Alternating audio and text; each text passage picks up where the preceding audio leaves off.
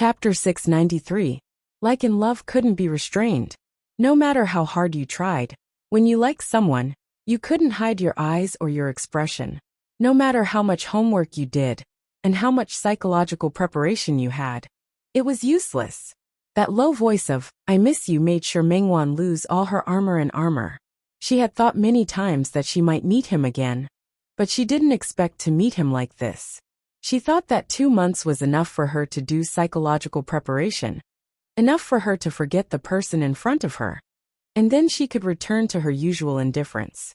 But when she really met him, she realized that her heartstrings were pulled, and she couldn't control them at all. Smelling the familiar scent on his body, and feeling the warmth brought by their lips and teeth. For a moment, she couldn't extricate herself. The dizziness only lasted for a moment. Mengwan heard footsteps in the distance. She suddenly came back to her senses, and pushed John Hauser away forcefully. She took a big step back. Because she retreated too quickly, Mengwan's back hit the wall behind her. She felt a little pain, so she stabilized her body, and stared at the man in front of her. Her gaze was very complicated. She lowered her eyes, and after a few breaths, the trace of charm just now completely dissipated. When she looked up again, Mengwan's eyes were filled with rationality, and not a trace of emotion. An uncontrollable kiss was already the limit she could give. She couldn't do or afford to give more. She looked at John Hauser warily, and turned around to leave. However, John Hauser blocked in front of her. Wan, didn't she like him just now? John Hauser, we've already broken up. Mengwan said this very calmly. John Hauser's eyes darkened. Wan, I didn't agree. That's your business. I thought we had already reached a tacit understanding. Wan. Sorry, I won't be entangled with a man who has a fiancé. Mengwan's attitude was firm. John Hauser went forward to stop her, but his phone rang just now. The number on it made him have no choice but to answer the call first. It was at this moment that Mengwan left the corridor. When John Hauser hung up the phone and walked out, he couldn't see Mengwan anymore. Of course, Wan Xianying also disappeared. Mengwan sat in her car, and looked at Wan Xianying, who got into the car uninvited. She felt a little helpless. She thought she had made herself clear. In fact, the 2-year agreement that Mengwan mentioned at that time was indeed to shut Grandma Sher's mouth, and stop her from having the idea of letting her parents adopt a child. But the other reason was that she wasn't sure how far she could go with John Hauser. Before that, she didn't want to get married, nor did she want to fall in love. He could use this as an excuse to avoid a lot of trouble. However, she didn't expect her mother to be so capable. Not only was she not repelled by her excuses and reasons, but she also found suitable men to go on blind dates with her again and again. On this point, she was really convinced. The car stopped at her apartment, and she looked at Wan Xianying helplessly. She had just said that she was not feeling well, and wanted to go home to rest. Wan Xianying suggested that he send her home, no matter how she refused. When she reached the parking lot, he took her car keys and got in the car. "Since you're not feeling well, let me drive." He knew that this was just her excuse, but Mengwan really couldn't kick him out of the driver's seat. "I'm already home." As Mengwan spoke, she reached out her hand to Wan Xianying, gesturing for him to get out of the car, and return the car keys to her. Wan Xianying got out of the car, but he didn't return the car keys to her. He was also very tall, and he just stood in front of the car and looked at Mengwan. "That marrying into the family was something you deliberately made to make things difficult for me, right? What era was it now? Who would make such a request?" Mengwan's expression didn't change. She was very clear about Wan Xianying's family background. He was Hua Jinyao's childhood friend, so he probably wouldn't be too bad. "No, I'm serious." Wan Xianying looked at her, seemingly a little conflicted.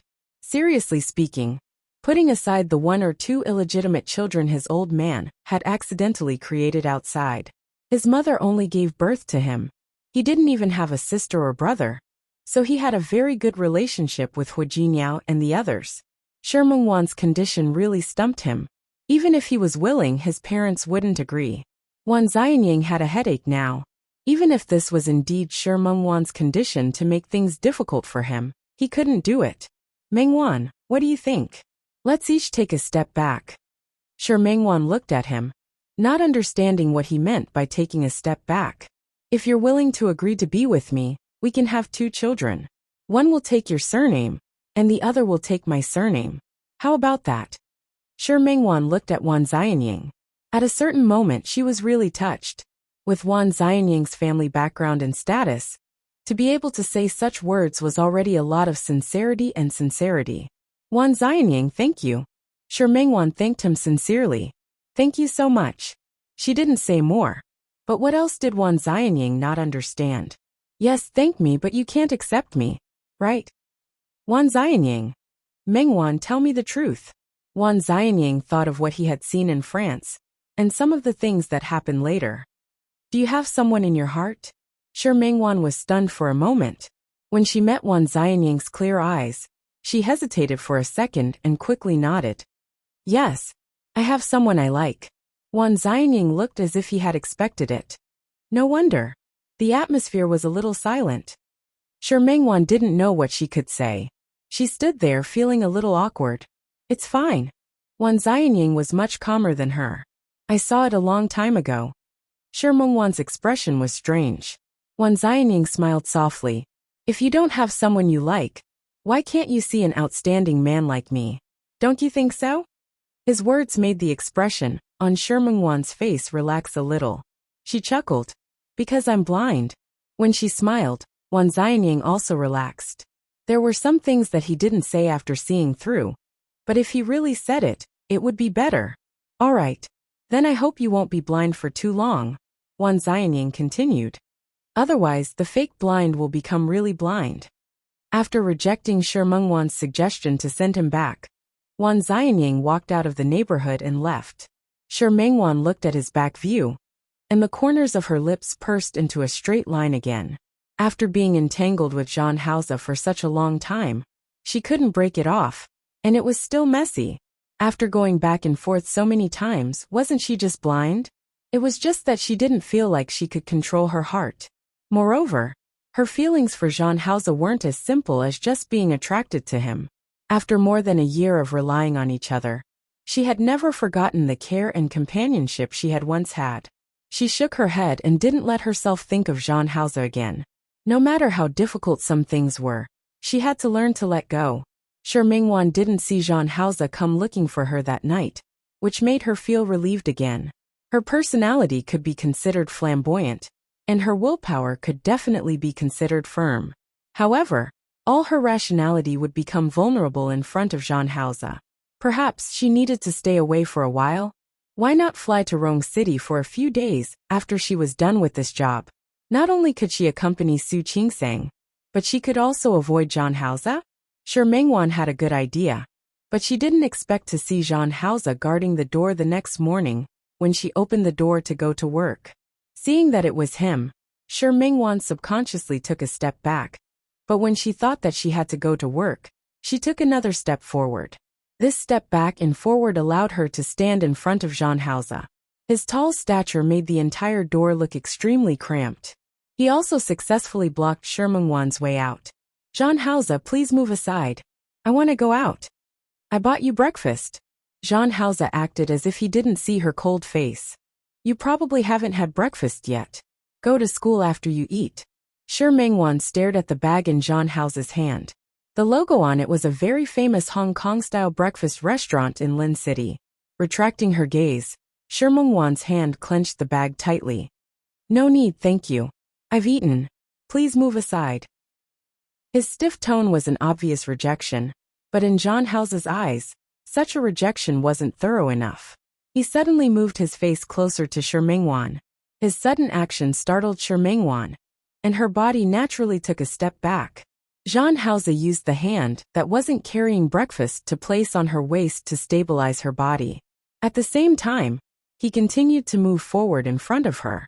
The tip of his nose gently swept past her lips and finally, he hugged her waist and took a step forward. The two of them stood together in the room. Zhang Haoze hooked the tip of his foot and easily closed the door. Let's have breakfast. He raised the bag in his hand. Zhang Haoze. Shi Mengwan pulled his hand away and said angrily, I've eaten. You've eaten? Are you sure? There's nothing to be uncertain about. Jean Hausa faced her and bent down again. Your mouth is full of the smell of toothpaste, but there's no taste of breakfast. He said such frivolous words with a serious expression, which made Shermungwan's face turn red.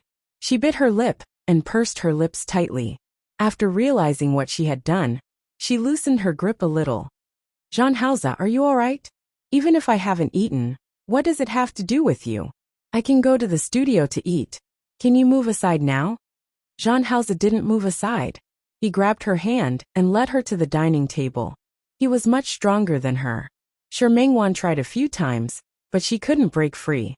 She could only let him pull her away. Jean Hausa. Jean Hausa placed the bag in his hand on the table, opened it, and took out several lunch boxes from inside. He placed them out one by one. Let's eat. Shermangwan was finally able to break free from his hand when he placed the lunch boxes. She took a step back and stood about a meter away from Jean Hausa. Jean Hausa, we've already broken up. If he didn't hear it clearly yesterday, she didn't mind saying it again today. Jean Hausa turned around and faced the coldness in her eyes.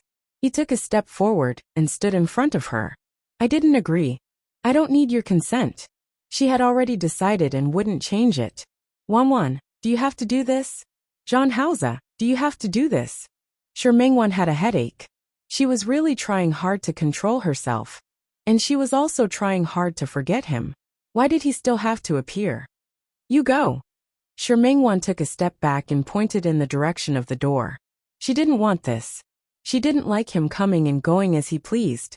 If he couldn't afford the feelings she wanted, then he shouldn't provoke her anymore. Jean Hausa's brows furrowed tightly. Wanwan. He wanted to explain himself, but his phone rang again. He glanced at Shermangwan and picked up the phone. The news from the other end of the phone made his expression change. He glanced at Shermangwan with a serious expression. I'll be right there. After hanging up the phone, he put away his phone and looked at Shermangwan. I have something urgent to deal with. I have to go out now. No matter how unhappy you are, you still have to eat breakfast. After saying this, he resisted the urge to hug Shermangwan. Instead, he left in a hurry. Shermangwan looked at his back and felt the seriousness in his words just now. Although he hadn't appeared during this period of time, he had obviously lost some weight today. Jean Hausa's footsteps were a little fast. So fast that Shermangwan didn't even have time to ask him what had happened. However, her intuition told her that this matter wasn't ordinary. When the car stopped at the entrance of the first hospital, Tang Hua had already come out. When he saw Jean Hausa, he walked in front of him in a few steps. The car accident happened an hour ago. At that time, Miss Chun was about to go to work. Just as she was about to reach the Chun Corporation's building, a car rushed out from the corner and hit Miss Chen's car.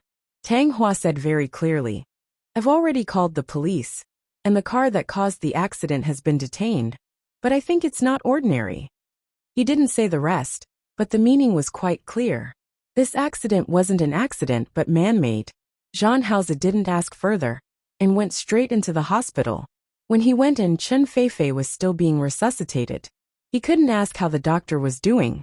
Not long after, Chen Yongchang also came. The moment he came for Jean Hausa. Without giving Jean Hausa a chance to speak, he directly waved his fist at him. However, before his fist could touch Jean Hausa had already taken a step back to avoid it. Chen Yongchang was very angry. He pointed his finger at Jean Hausa. Ungrateful. You're ungrateful.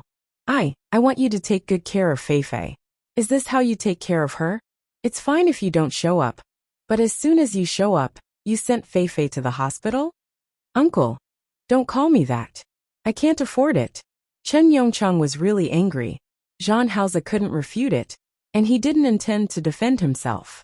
He had already asked Tang Hua to investigate why such a thing happened. The specific situation would have to wait for Tang Hua to finish investigating. However, he didn't wait for Tang Hua to give the results of the investigation. Jean Hausa's phone rang again. There were a few photos on the screen. One was of Chen Feifei getting into a car accident this morning, and another was of him and Chen Feifei together. There was also a photo of Chen Feifei alone. 3 photos and a sentence. It's not over yet. Jean House's heart skipped a beat. There was no need to wait for the results of the investigation. This was the work of the Jean family. He had thought that Jean Quen and Uncle Chi might retaliate, but he didn't expect that the other party would actually target Chen Feifei. No, he shouldn't be surprised. This was more like their style of doing things. Jean Hause held his phone with a solemn expression. He turned around and was about to leave, but was stopped by Chen Yongchang. "Where are you going? Where else can you go? Let me tell you, I won't let this matter go just like that. You must give our Feifei an explanation." Jean Hause was silent. He couldn't give him an explanation. The only thing he could do was to avenge Chen Feifei, so that those blind people wouldn't come to his door to cause trouble. "Uncle, don't worry. I will give you an explanation." This time, Jean Hause wasn't in a hurry to leave. He waited outside the resuscitation room for Chen Feifei to wake up. After the doctor rescued her, he told them that Chen Feifei was out of danger. Now there was no problem for the time being. Jean Hause heaved a sigh of relief, but he couldn't completely relax. Chen Feifei's injuries weren't serious. She would be fine after a few days of rest. In his opinion, this didn't seem like they were deliberately trying to kill Chen Feifei. Instead, it seemed like they were giving him a warning. Realizing this, Jean Hause suddenly had a bad premonition. Soon, he received a new text message on his phone. "Do you feel relieved? Jean Hause, don't be happy too early. Do you think that just because you found a shield, we won't know who you really want to protect?" Jean House's heart skipped a beat. He almost immediately thought of Shi Mingwan. With this thought, he couldn't sit still anymore. He didn't care how long it would take for Chen Feifei to wake up. He hurriedly turned around to look for Shi Mingwan. Nothing could happen to Shi Mingwan. Along the way, he kept urging the driver to drive faster. A little faster. His phone didn't ring again, but this kind of moment was even more torturous. His hand on his knee clenched tightly into a fist. He was still careless. He should have been more reliable. Shi Mingwan didn't eat the breakfast prepared by Jean Hause, but she really wasn't a wasteful person. After thinking about it, she brought breakfast to the company and directly distributed it to the other people in the studio. But even so, she still felt that it wasn't enough. There was a ball of fire in her heart. That ball of fire made her want to burn Jean Hause regardless of anything else. She was still thinking about how she should face Jean Hause the next time he came, or whether she should use a more intense method. No matter what, she couldn't continue like this. Just as she made up her mind, she forced herself to divert her attention and stop thinking about Jean Hause. On the other end, Jean Hause suddenly rushed into her office. "Wan." Xiao Ji followed behind Jean Hause and looked at her helplessly. Her expression was slightly conflicted. "Sister, sure, I can't stop him." "Wan." Jean Hause heaved a sigh of relief when he saw that Shi Mingwan was safe and sound. He went forward to hug her. He needed to confirm her safety, but Shi Mingwan suddenly raised her hand and placed it on his chest. Anger gradually appeared on her face again. Chapter 694. Shi Mingwan refused to be entangled like this. She needed to forget Jean Hause in the shortest time possible, and not let him appear in front of her again and again. However, Jean Hause acted as if he didn't notice the ugly expression on her face. He suddenly reached out and held her in his arms. Shi Mingwan was stunned for a moment. She wanted to push him away, but he hugged her very tightly. Jean House's chin touched the top of Shi Mingwan's hair. Smelling the fragrance of her hair, he felt his mood slowly calm down. He tightened his grip on her waist. The feeling of worrying that something would happen to her made him lose his mind for a moment. Shi Mingwan didn't let him hug her for too long. She suddenly raised her elbow and slammed it hard into his chest. Jean Hause wasn't prepared for her to attack him. He took 2 steps back and let go of her at the same time. Shi Mingwan took a deep breath. Her willpower really wasn't strong, especially every time she encountered something related to Jean Hause. But this didn't mean that she was someone without a bottom line or principles. On the contrary, it was precisely because she had principles and bottom lines that she couldn't accept Jean House's actions. "Jean Hause, do you have to do this?" Did he have to use such a method to constantly get close to her and shake her willpower? Wan. Jean Hause thought about Chen Feifei's car accident, and his brows furrowed tightly. Those explanations weren't easy to say, and he didn't want her to know about those worries. However, looking at Shi Mengwan's clueless expression, he hesitated again. He didn't speak, and Shi Mengwan didn't know what she could say, so she also remained silent. In the silent silence, the two of them faced each other. After a few minutes, Shi Mengwan finally couldn't stand the situation in front of her. She didn't want to speak anymore, nor did she look at John Hauser. She turned around and returned to her seat. She still had an order to finish. She wanted to finish it quickly, so that she could go to Rong City to see Su Qingsang. Although she didn't lack people to take care of her now, and she was a doctor in the obstetrics and gynecology department, she still wanted to see her with her own eyes, and make sure that she was safe. Just as her hand touched the mouse, Jean Hauser walked in front of her. He held her hand, making it impossible for her to continue for a while. Jean Hauser, even if he was crazy, he should have had enough, right? Come with me to Qingcheng. He wanted to go to Qing City to personally solve the problems of the Zhan family. Before that, he had to put her in front of him, under his eyes, before he could feel at ease. Shi Mengwan blinked. For a moment, she thought that the man in front of her was possessed. What did you say? Come with me to Qingcheng. As if he was afraid that Shi Mengwan didn't understand, he didn't mind explaining more clearly. My father is from Qing City. My home is also in Qingcheng. I want to take you back. Shi Mengwan looked at his hand that was holding hers and chuckled. You mean bring my parents? Jean Hauser frowned. He didn't mean that.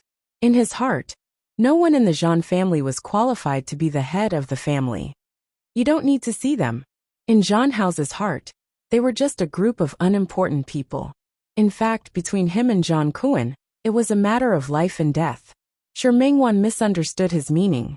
She couldn't tell what she was thinking. The only thing she could be sure of was that Jean Hauser had never thought of bringing her to meet his family. Jean Hauser, you should go.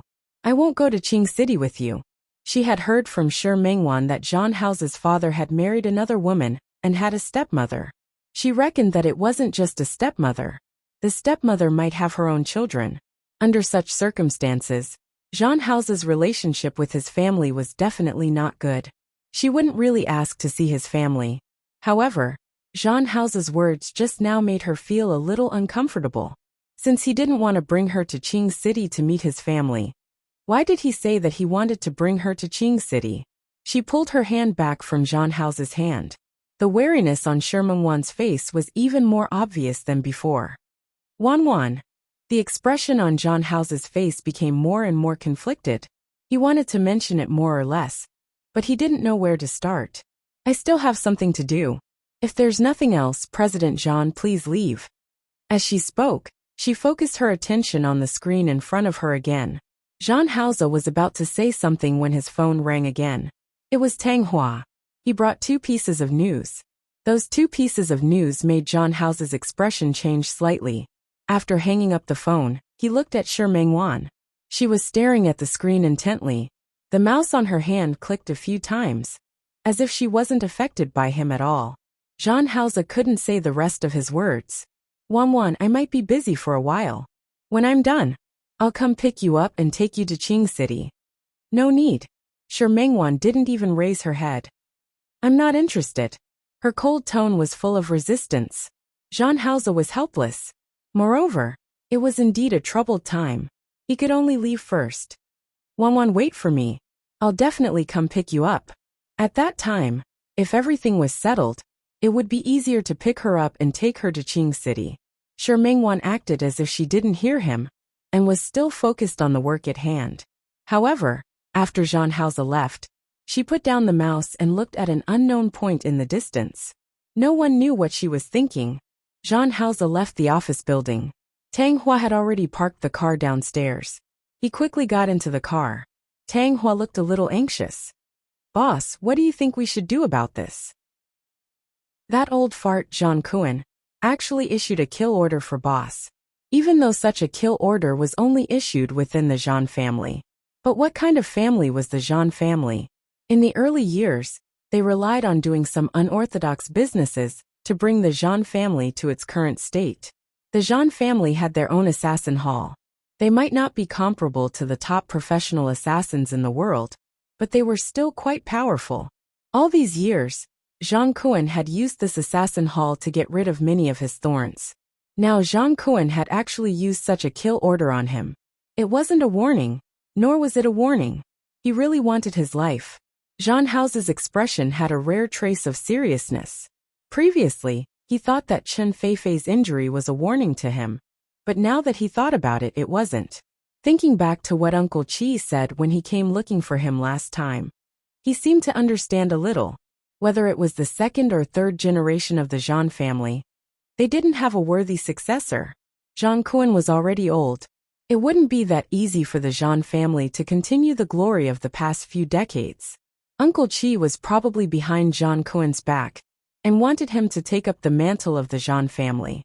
However, he didn't know that his hatred for the Zhang family and Zhang Kuan had already been carved into his bones. No matter what the Zhang family did, he remained unmoved. "Boss." He didn't say anything. Tang Hua was a little worried. "Go back to Qing City." Zhang Haoze quickly made a decision within a few seconds. Tang Hua wasn't surprised. "But if we leave, what about Chen Feifei?" Actually, he wanted to ask, what about Shi Mengwan? The people from the Zhang family were just flustered for a moment. They weren't stupid. When they reacted, they would definitely understand that Chen Feifei was just a shield. She was useless at all. Zhang Haoze narrowed his eyes as if he had thought of something. "Let's go. We'll go to the hospital before returning to Qing City." No matter what, Chen Feifei's injury this time was because of him. After all, the Chen family had saved his life. He still had to give them an explanation. The weather in Qing City had already started to turn cold. Zhang Haoze sat in the car and watched as the driver shook off the tail behind him for the 13th time. He glanced at the traffic behind him. "Ahua, how's the old man doing recently?" He's still hanging on by a thread. He had already suffered 2 strokes, and this stroke had brought about quite serious consequences. However, Zhang Kuan was lucky. He didn't die even though he was like this. He still had time to deal with Zhang Haoze. It was really because his previous movements were too light. Tell old 6 and old 7 to move faster. Although this was a little forceful, he had no other choice at this time. Tang Hua nodded in understanding. "Okay, I believe that 6th and 7th brothers will arrange it well." Hopefully, Zhang Haoze hoped so, but he couldn't really let down his guard completely. In fact, the Zhang family had been operating in Qing City for decades. Their power was deeply rooted, and it really wasn't something that could be completely destroyed in a short period of time. He had underestimated his enemy before, but no matter what, he wouldn't stop, even if this process was more difficult than he had thought. Zhang Haoze narrowed his eyes, his expression full of danger. Zhang Kuan was a very subjective and very assertive person. In his heart, if there was someone who didn't do what he wanted, then it must be someone else's fault, not his. He never reflected on his own problems. So naturally, he wouldn't feel that it was his fault that the son he had taught was now reduced to a housewife with a woman. This was that woman's fault. It was that woman's problem. She was the one who seduced his son. And she was the one who made Zhang Lai become like this. Since Zhang Kuan had been in a shady business back then, he wasn't just ordinarily ruthless. When he knew that that woman had caused his son to become like this, he had the intention to kill her. Towards that woman, he had to get rid of her. But at first, he didn't find an opportunity to do so. Zhang Lai's maternal family seemed to know something, and they were still very protective of this grandson and his grandson's child. He didn't have a chance to do so for a while, but it didn't mean that he would never have a chance to do so. He decided to wait for a while, wait for a suitable opportunity, and then get rid of that woman. At first, he didn't wait for an opportunity, which made him depressed. Later, he didn't even hesitate to bring Zhang Ji and Mingquan to his side, thinking of nurturing them for a period of time. But with Zhang Lai in front of him, the other illegitimate children naturally couldn't satisfy Zhang Kuan. The more dissatisfied he was, the more he hated Zhang Lai, hated Zhang Lai's wife. Later, Zhang Kuan's opportunity finally came. Because of the change of power, Zhang Lai's maternal family had encountered some trouble.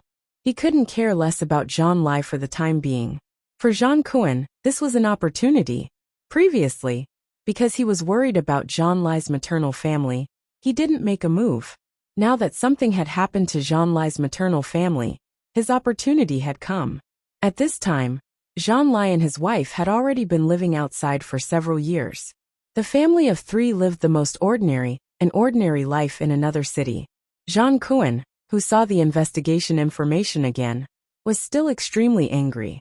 Because after so many years, he hadn't picked out a child who could inherit his career.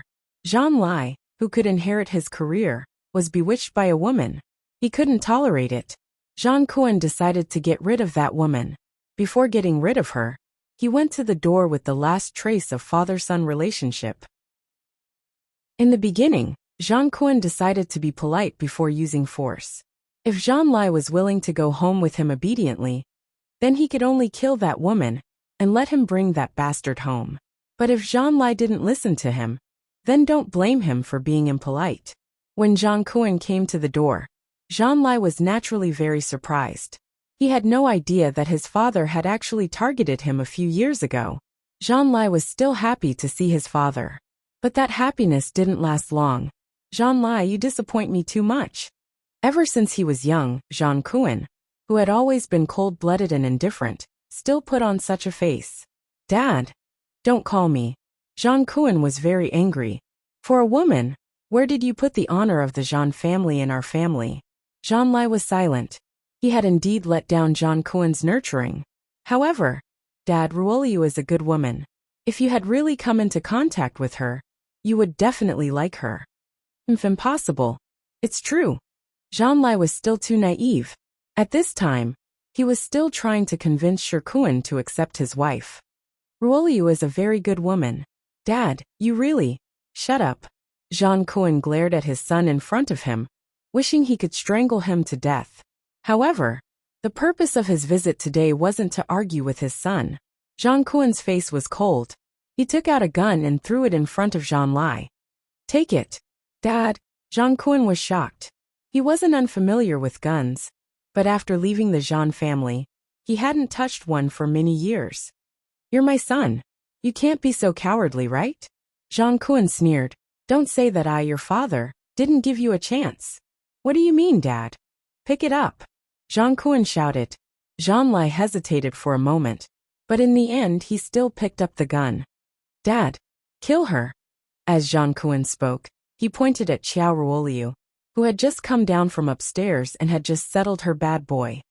Dad, Jean Lai had been living too comfortably in the past few years. It was so comfortable that he had forgotten what the Jean family relied on to make their fortune.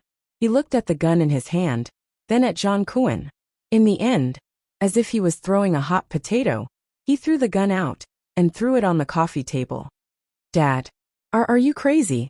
Jean Lai's expression was full of shock and accusation. I'll say. Jean Kuan looked at his useless child and pushed the gun to Jean Lai's side again. Didn't you say that you wanted to go back to the Jean family? Since that's the case, then kill this woman.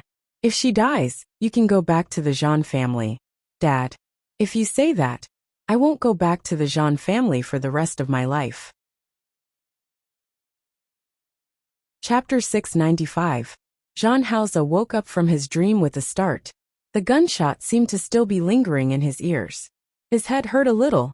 He rubbed his temples, but he couldn't suppress the headache no matter what. Ever since he returned to Qingcheng, he couldn't restrain the nightmares from that day. Even if he wanted to resist, it would be useless. He got up and looked at the gloomy night sky outside. He took out his phone, unlocked it, and looked at Shermungwan's number on it. In the end, he didn't pull it out. At dawn, he woke up early and went to the gym downstairs to work out. He was used to getting up early. He had the habit of doing morning exercises every day. Not only morning exercises, but also boxing. The security of Sakura Manor was quite good. Moreover, he had arranged many people to guard this villa, both openly and secretly. When he came out of the gym, the staff had already prepared breakfast. He finished reading the financial news while eating breakfast. As soon as he put down the bowl in his hand, Tang Hua entered the door with a rare solemn expression. Boss, something happened to sixth brother. Jean Hausa looked at Tang Hua with a malicious expression. What's going on? Speak clearly. Last time, you asked sixth brother to keep an eye on the club under the Jean family's name. He seemed to have found a breakthrough. The day before yesterday, he told me that he wanted to go in and take a look. But until today, I haven't received any news from him. Tang Hua's face was a little anxious. This group of people had been together since they were young, so they were clear about their character. Boss, Old Six isn't someone who doesn't know what's important. If nothing had happened to him, no matter what, there would definitely be news. Now that there's been no news from him for an entire day, I'm afraid. Tang Hua didn't say it out loud, but he believed that John Hausa would understand. John Hausa was silent. He thought about Uncle Chi's words last time, and the killing order. His expression was solemn. Have you searched? He knew about the clubhouse that Tang Hua was talking about. Previously, Old Six had said that he wanted to go and check it out. He knew that it wasn't going to be easy. He tried to stop Old Six, but he couldn't do so. I've tried, but there's no news yet. Jean Hausa's expression was solemn. He sat there with his brows tightly furrowed. The Jean family couldn't be dealt with in a day. After such a long time, he had slowly laid out his plans and slowly closed the net. Ever since he decided to go against the Jean family, he knew that this was a road full of thorns. No matter what, the Jean family was a family that had been accumulated for so many years. It was impossible to destroy them overnight. He had this understanding. However, this understanding did not include sacrificing the lives of those he regarded as his closest friends. Let Old Seven take some people to find out where Old Six is and bring him back. But Tang Hua looked like he wanted to say something, but he hesitated. He didn't say what he didn't say, but John Hausa understood what he meant. If Old Seven brought people there and didn't manage to bring Old Six out, he might end up getting himself killed instead. If that was the case, then it really wasn't a good thing. Jean Hausa also realized that it was not appropriate to let seventh brother look for someone. Perhaps he should directly find a breakthrough point from the Jean family. His phone rang again. The person on the other end of the phone was Uncle Chi. I think we can meet now. I don't see any need to meet him. Jean Hausa had a very bad impression of Uncle Chi. Is that so? Uncle Chi smiled and said a name. Then he asked, Are you sure you don't want to see me? Jean Hausa's expression was ugly. He gripped the phone in his palm tightly and resisted the urge to throw it out.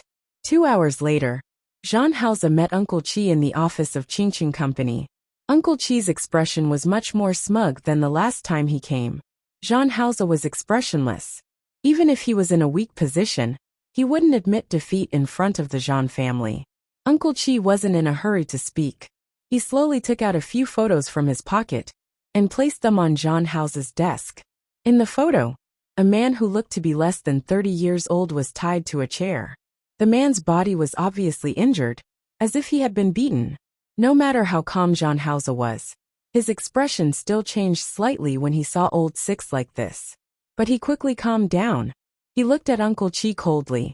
His slightly narrowed eyes were sinister and dangerous. Uncle Chi wasn't annoyed by his glare. He chuckled. How about we discuss a condition now? Jean Hausa frowned. His expression was very cold. I don't think there's anything to discuss between us. Why do you say that? I don't believe you don't know what the current situation is. Jean Hausa didn't answer him. Uncle Chi leaned forward slightly. I can guarantee that you won't be able to eat the Jean family in one go now. But if you're willing to take a step back, you can. Why don't you take a step back, and we'll both be happy? If possible. Uncle Chi really didn't want to beg a junior like this. But he had no choice. Jean Yi, Jean Li, Jean Yang, and the others, ever since the last time, not only did they not unite as one, but they also caused more and more trouble. Jean Li's ability wasn't bad, but the Jean family had a big business. He hadn't taken on all the responsibilities in the past. There were many things that he couldn't make decisions about. He really didn't have Jean Kuen's demeanor back then. If it wasn't for the fact that Uncle Chi really couldn't find anyone, he wouldn't have put down his old face and come here to beg Jean Hausa. Jean Hausa curled up the corners of his lips. Take a step back. How? How about you take over the Jean family and let the Jean family become yours? Are you sure you can make the decision? Jean Kuen isn't dead yet. He really called Jean Kuen's name. His expression was full of ridicule without the slightest bit of respect. Uncle Chi wasn't angry. I don't believe that you don't know what kind of situation the old man is in now. So now, I can make the decision. Uncle Chi had been by Jean Kuen's side for more than 30 years. In the Jean family, he had absolute authority. He was also confident that as long as he was around, those people wouldn't be able to cause any trouble. Jean Hauser was silent. He didn't respond to Uncle Chi's words. Uncle Chi wasn't in a hurry either. He was extremely patient today, waiting for Jean Hauser to compromise. Tang Hua, who was standing beside Jean Hauser, looked at his conflicted face. His lips moved, but he wanted to say something, but he stopped. As if sensing his subordinate's thoughts, Jean Hauser picked up the stack of photos and looked at the complacency and certainty on Uncle Chi's face. He tore off the photos one by one. I refuse. You, Uncle Chi, who hadn't expected such an answer, was stunned on the spot. He was stunned for nearly a minute. When Jean Hauser asked Tang Hua to chase him away, he suddenly placed his hands on the desk. Jean Hauser, are you sure? There's nothing to be uncertain about. Sixth brother's life wouldn't be in danger for the time being. Uncle Chi was afraid that he would use extreme measures, so he didn't dare to hurt sixth brother for the time being. And he was confident that he could bring sixth brother out. Don't you want Lu Tao's life anymore? Lu Tao was referring to sixth brother. He's just a subordinate, but if you dare to hurt him, I will repay the Jean family 10 times, 100 times. Jean Hauser wasn't afraid of Uncle Chi's threat. You can try. Really? Uncle Chi sneered, and took out a few more photos from his pocket. Yes, you're amazing. You don't care about Lu Tao's life, so don't you care about her life? This time, it was a photo of Shi Mingwan on the desk. One of them was a photo of Shi Mingwan alone, while the second photo was of Jean Hauser and Shi Mingwan dancing on the dance floor together in France. Jean Hauser's gaze became sinister and dangerous. He almost couldn't help but stand up, but he quickly sat down again. If you dare to touch a single strand of her hair, do you believe that I will let you have a taste of what it's like to beg for death? Don't get agitated. Uncle Chi didn't care about his threat at all. If you're so agitated, we won't be able to calm down later, don't you think? Jean Hauser knew that he had lost control just now. He should have acted a little calmer. This kind of weakness being grasped in the hands of others made him feel very unhappy. What exactly do you want to do? Uncle Chi smiled. Stop all your revenge, go back to the Jean family, and support the overall situation. Jean Hauser's expression was rather ugly. Uncle Chi wasn't in a hurry. He had been by Jean Kuen's side for 30 years, and had walked step by step to where he was now in the Jean family. He wasn't someone to be trifled with. What if I refuse? I think you don't have a choice. Uncle Chi didn't mind telling the truth. Yes, you can also refuse, but I can't guarantee the lives of Mr. Liu and Miss Shi. Looking at Jean Hauser's gloomy face, Uncle Chi chuckled. Of course, you can also tie me up now and use me, an old fellow, to exchange hostages with the Jean family. However, I'm already so old. If I really die, I won't have any regrets. If the two of them really die with me, it'll be worth it. Don't you think so? Jean Hauser stared at Uncle Chi's face. He didn't restrain his aura at all. That pressure made even an experienced person like Uncle Chi tremble slightly. However, the more Jean Hauser acted like this, the more determined Uncle Chi was to let him return to the Jean family. Only such a person could support the Jean family. The atmosphere in the office was rather silent. Jean Hauser sat there without moving. Tang Hua, who was behind him, listened to him completely. Naturally, he wouldn't disturb him at such a time. He didn't speak, and Uncle Chi wasn't in a hurry. He didn't expect Jean Hauser to agree immediately, but he was gambling.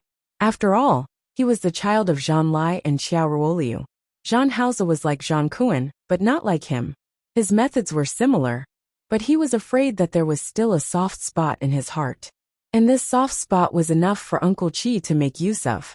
10 minutes later, Jean Hauser finally said, Okay, I agree. But I have a few conditions. Speak. First, this old man is old. Since his health isn't good, don't come out all the time. Rest well. This was to separate Jean Kuen. Uncle Chi was a little hesitant, but in the end he nodded. Anyway, he was Zhang Kuan's spokesperson now. He would do what Zhang Kuan instructed. As long as he kept an eye on it, no one would cause trouble in front of Zhang Kuan. Okay. Second, I'll take over the Zhang family. I don't want to see the other Zhang family members. This is a little difficult. After all, they all have their own duties now. For the time being, they won't hinder you. If you don't agree, there's nothing to talk about. I'm that person's grandson. If you provoke me, at most we'll fight to the death. Okay. I agree. In any case, it wasn't much use for those idiots to stay in the Zhang family. It didn't matter if they stayed or not. Third, let my people go. Also, you have to promise that you'll never touch my people. You're not allowed to hurt them. No problem. Since you're willing to take over the Zhang family, you're my master. Not only will I get people to revoke the kill order against you, but I can also get people to protect the people you care about. Protect? What did this protection mean? Zhang Haozi couldn't be clearer. He looked at Uncle Qi coldly. Give me a week. I'll arrange things and enter the company. Okay. I'll wait for you for a week. Uncle Qi, who had received an affirmative answer, was very easy to talk to. If you think a week isn't enough, more time is fine. Uncle Qi left. Zhang Haozi sat on the chair and rubbed the space between his eyebrows. Tang Hua asked worriedly, Boss. Zhang Haozi didn't look at him. He half closed his eyes and said softly, Don't worry. I know what I'm doing. Shi Mengwan's life returned to peace. After that day, Zhang Haozi never came to look for her again. In the blink of an eye, another month passed. Su Qingsong's stomach was already big. She wanted to fly to Rong City to see her a few times, but she had too many things to do. The studio recruited 2 newcomers and slowly got the hang of it. However, many clothes were requested to be mass-produced on Weibo. Of course, it wouldn't be lacking in anything, but it was still lacking a little something. If she wanted to make it big, she had to mass-produce it. Shi Mengwan understood this logic. In the following time, she went to a few factories and a few raw material manufacturers. She was so busy that she had no time to care about her own matters. Mother Shi had probably guessed something. Ever since the last blind date was ruined, she didn't mention asking her to go on a blind date again. This way, Shi Mengwan was much quieter. That day, she went to the last factory. It was already very late when she returned to the city. Although this section of the road had been repaired, there weren't many cars. Shi Mengwan drove halfway. She didn't know if it was because of stones or something else, but the car jolted. Shi Mengwan quickly reacted and gripped the steering wheel tightly. Finally, after stabilizing the car, she was about to continue driving.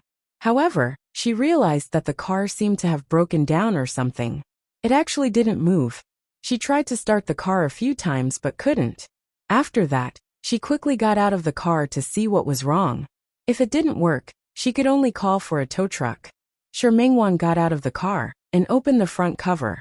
She didn't know much about the problem with the car. She only did this to see how to solve it. It was already late.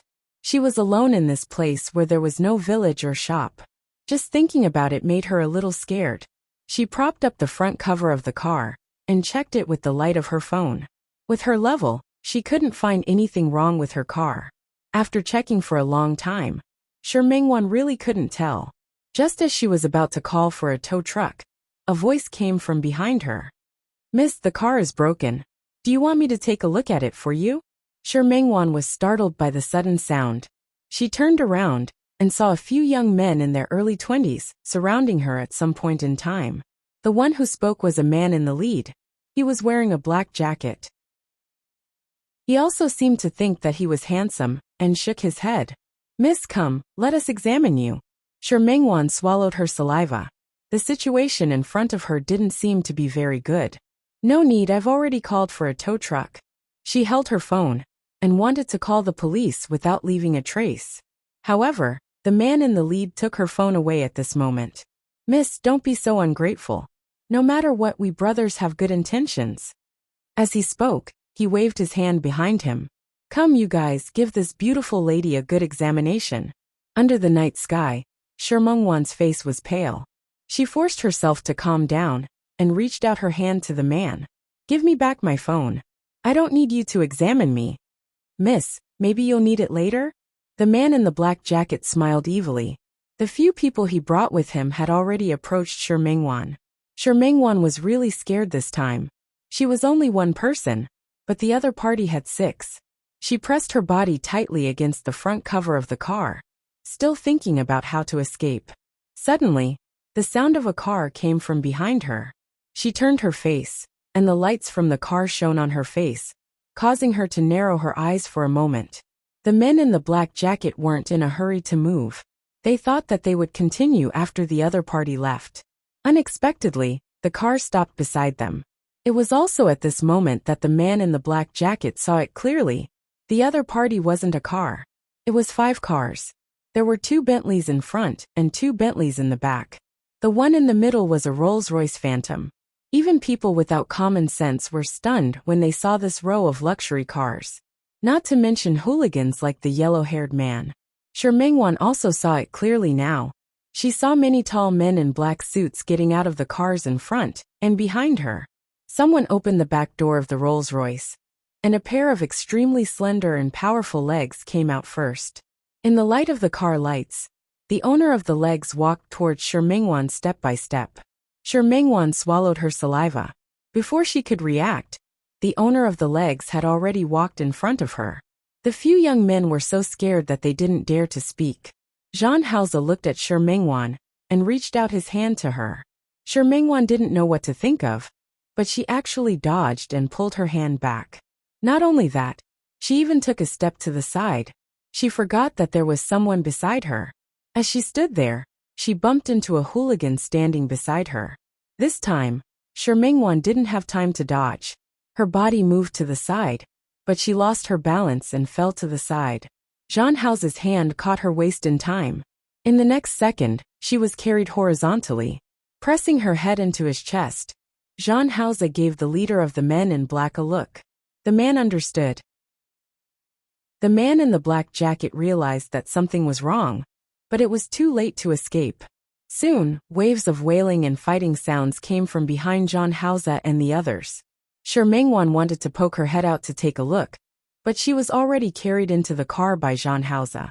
Shi Mingwan and Zhang Haoze hadn't seen each other for almost 2 months. Sitting in the car, she didn't have time to look outside. She just looked at Zhang Haoze and sensitively realized that Zhang Haoze in front of her seemed to be different. Chapter 696. The car was very spacious and very quiet. Shi Mingwan took some time to recover from the frightening moment just now. Just now, she almost thought that she was going to, retracting her thoughts. She looked at Zhang Haoze in front of her with complicated emotions. From when she was a young girl until now, every time she was in danger, he was the one who saved her. She couldn't say what she felt in her heart, but at this moment, her mood was very subtle. She couldn't think about anything else, so she just stared blankly at Zhang Haoze. Only then did she realize that the person in front of her seemed to be different. After not seeing him for nearly 2 months, Zhang Haoze's brows were still the same, but the expression revealed inside was very different. In the past he was a little dark and arrogant. Looking at him now, his dark and arrogant demeanor was still there. But there was something else. The moment he got out of the car just now, his eyes were cold, and his gaze was like a knife. It gave people the feeling that he was a sword that had finally been sharpened. This kind of superior aura made Shi Mingwan subconsciously swallow her saliva. The car was still parked. Shi Mingwan turned around and saw that the man in black, who was in the lead outside the car window, had already been beaten to the ground. The scene was a little bloody. Shi Mingwan turned around to look at Zhang Haoze. Is that enough? If they continued to fight, someone would probably die. Zhang Haoze glanced at her and didn't answer. She came out to talk about the factory today. She was wearing a casual suit, and her long hair was tied into a ponytail. She looked much more beautiful and youthful. He picked up the ponytail behind her head and leaned over to sniff it gently. This action didn't contain much of an erotic feeling, but Shi Mingwan felt an inexplicable ambiguity, which made her very uncomfortable. It's really enough. She forced herself to focus on something else. Tell them to stop. Zhang Haoze still had her hair in his hand. He moved his face closer. Do you know what they wanted to do just now? Shi Mingwan's breathing tightened. Of course she knew. Just call the police. Jean Hauser stared at her face for a long time and knocked on the car window. The people outside almost instantly stopped kicking and hitting. The group of people stood beside the car in front and back. Shi Mingwan couldn't help but turn around to look at Jean Hauser. This person had caused such a big scene. He was probably different now, wasn't he? She didn't have the chance to ask the question in her heart. Those people had already gotten into the car, and the car started up again. She couldn't help but turn to look at him. The person in front of her still had the same face, but she felt a little unfamiliar. Jean Hauser watched as her mind wandered. His lips moved forward, and he was about to kiss her lips. Shi Mingwan subconsciously avoided it.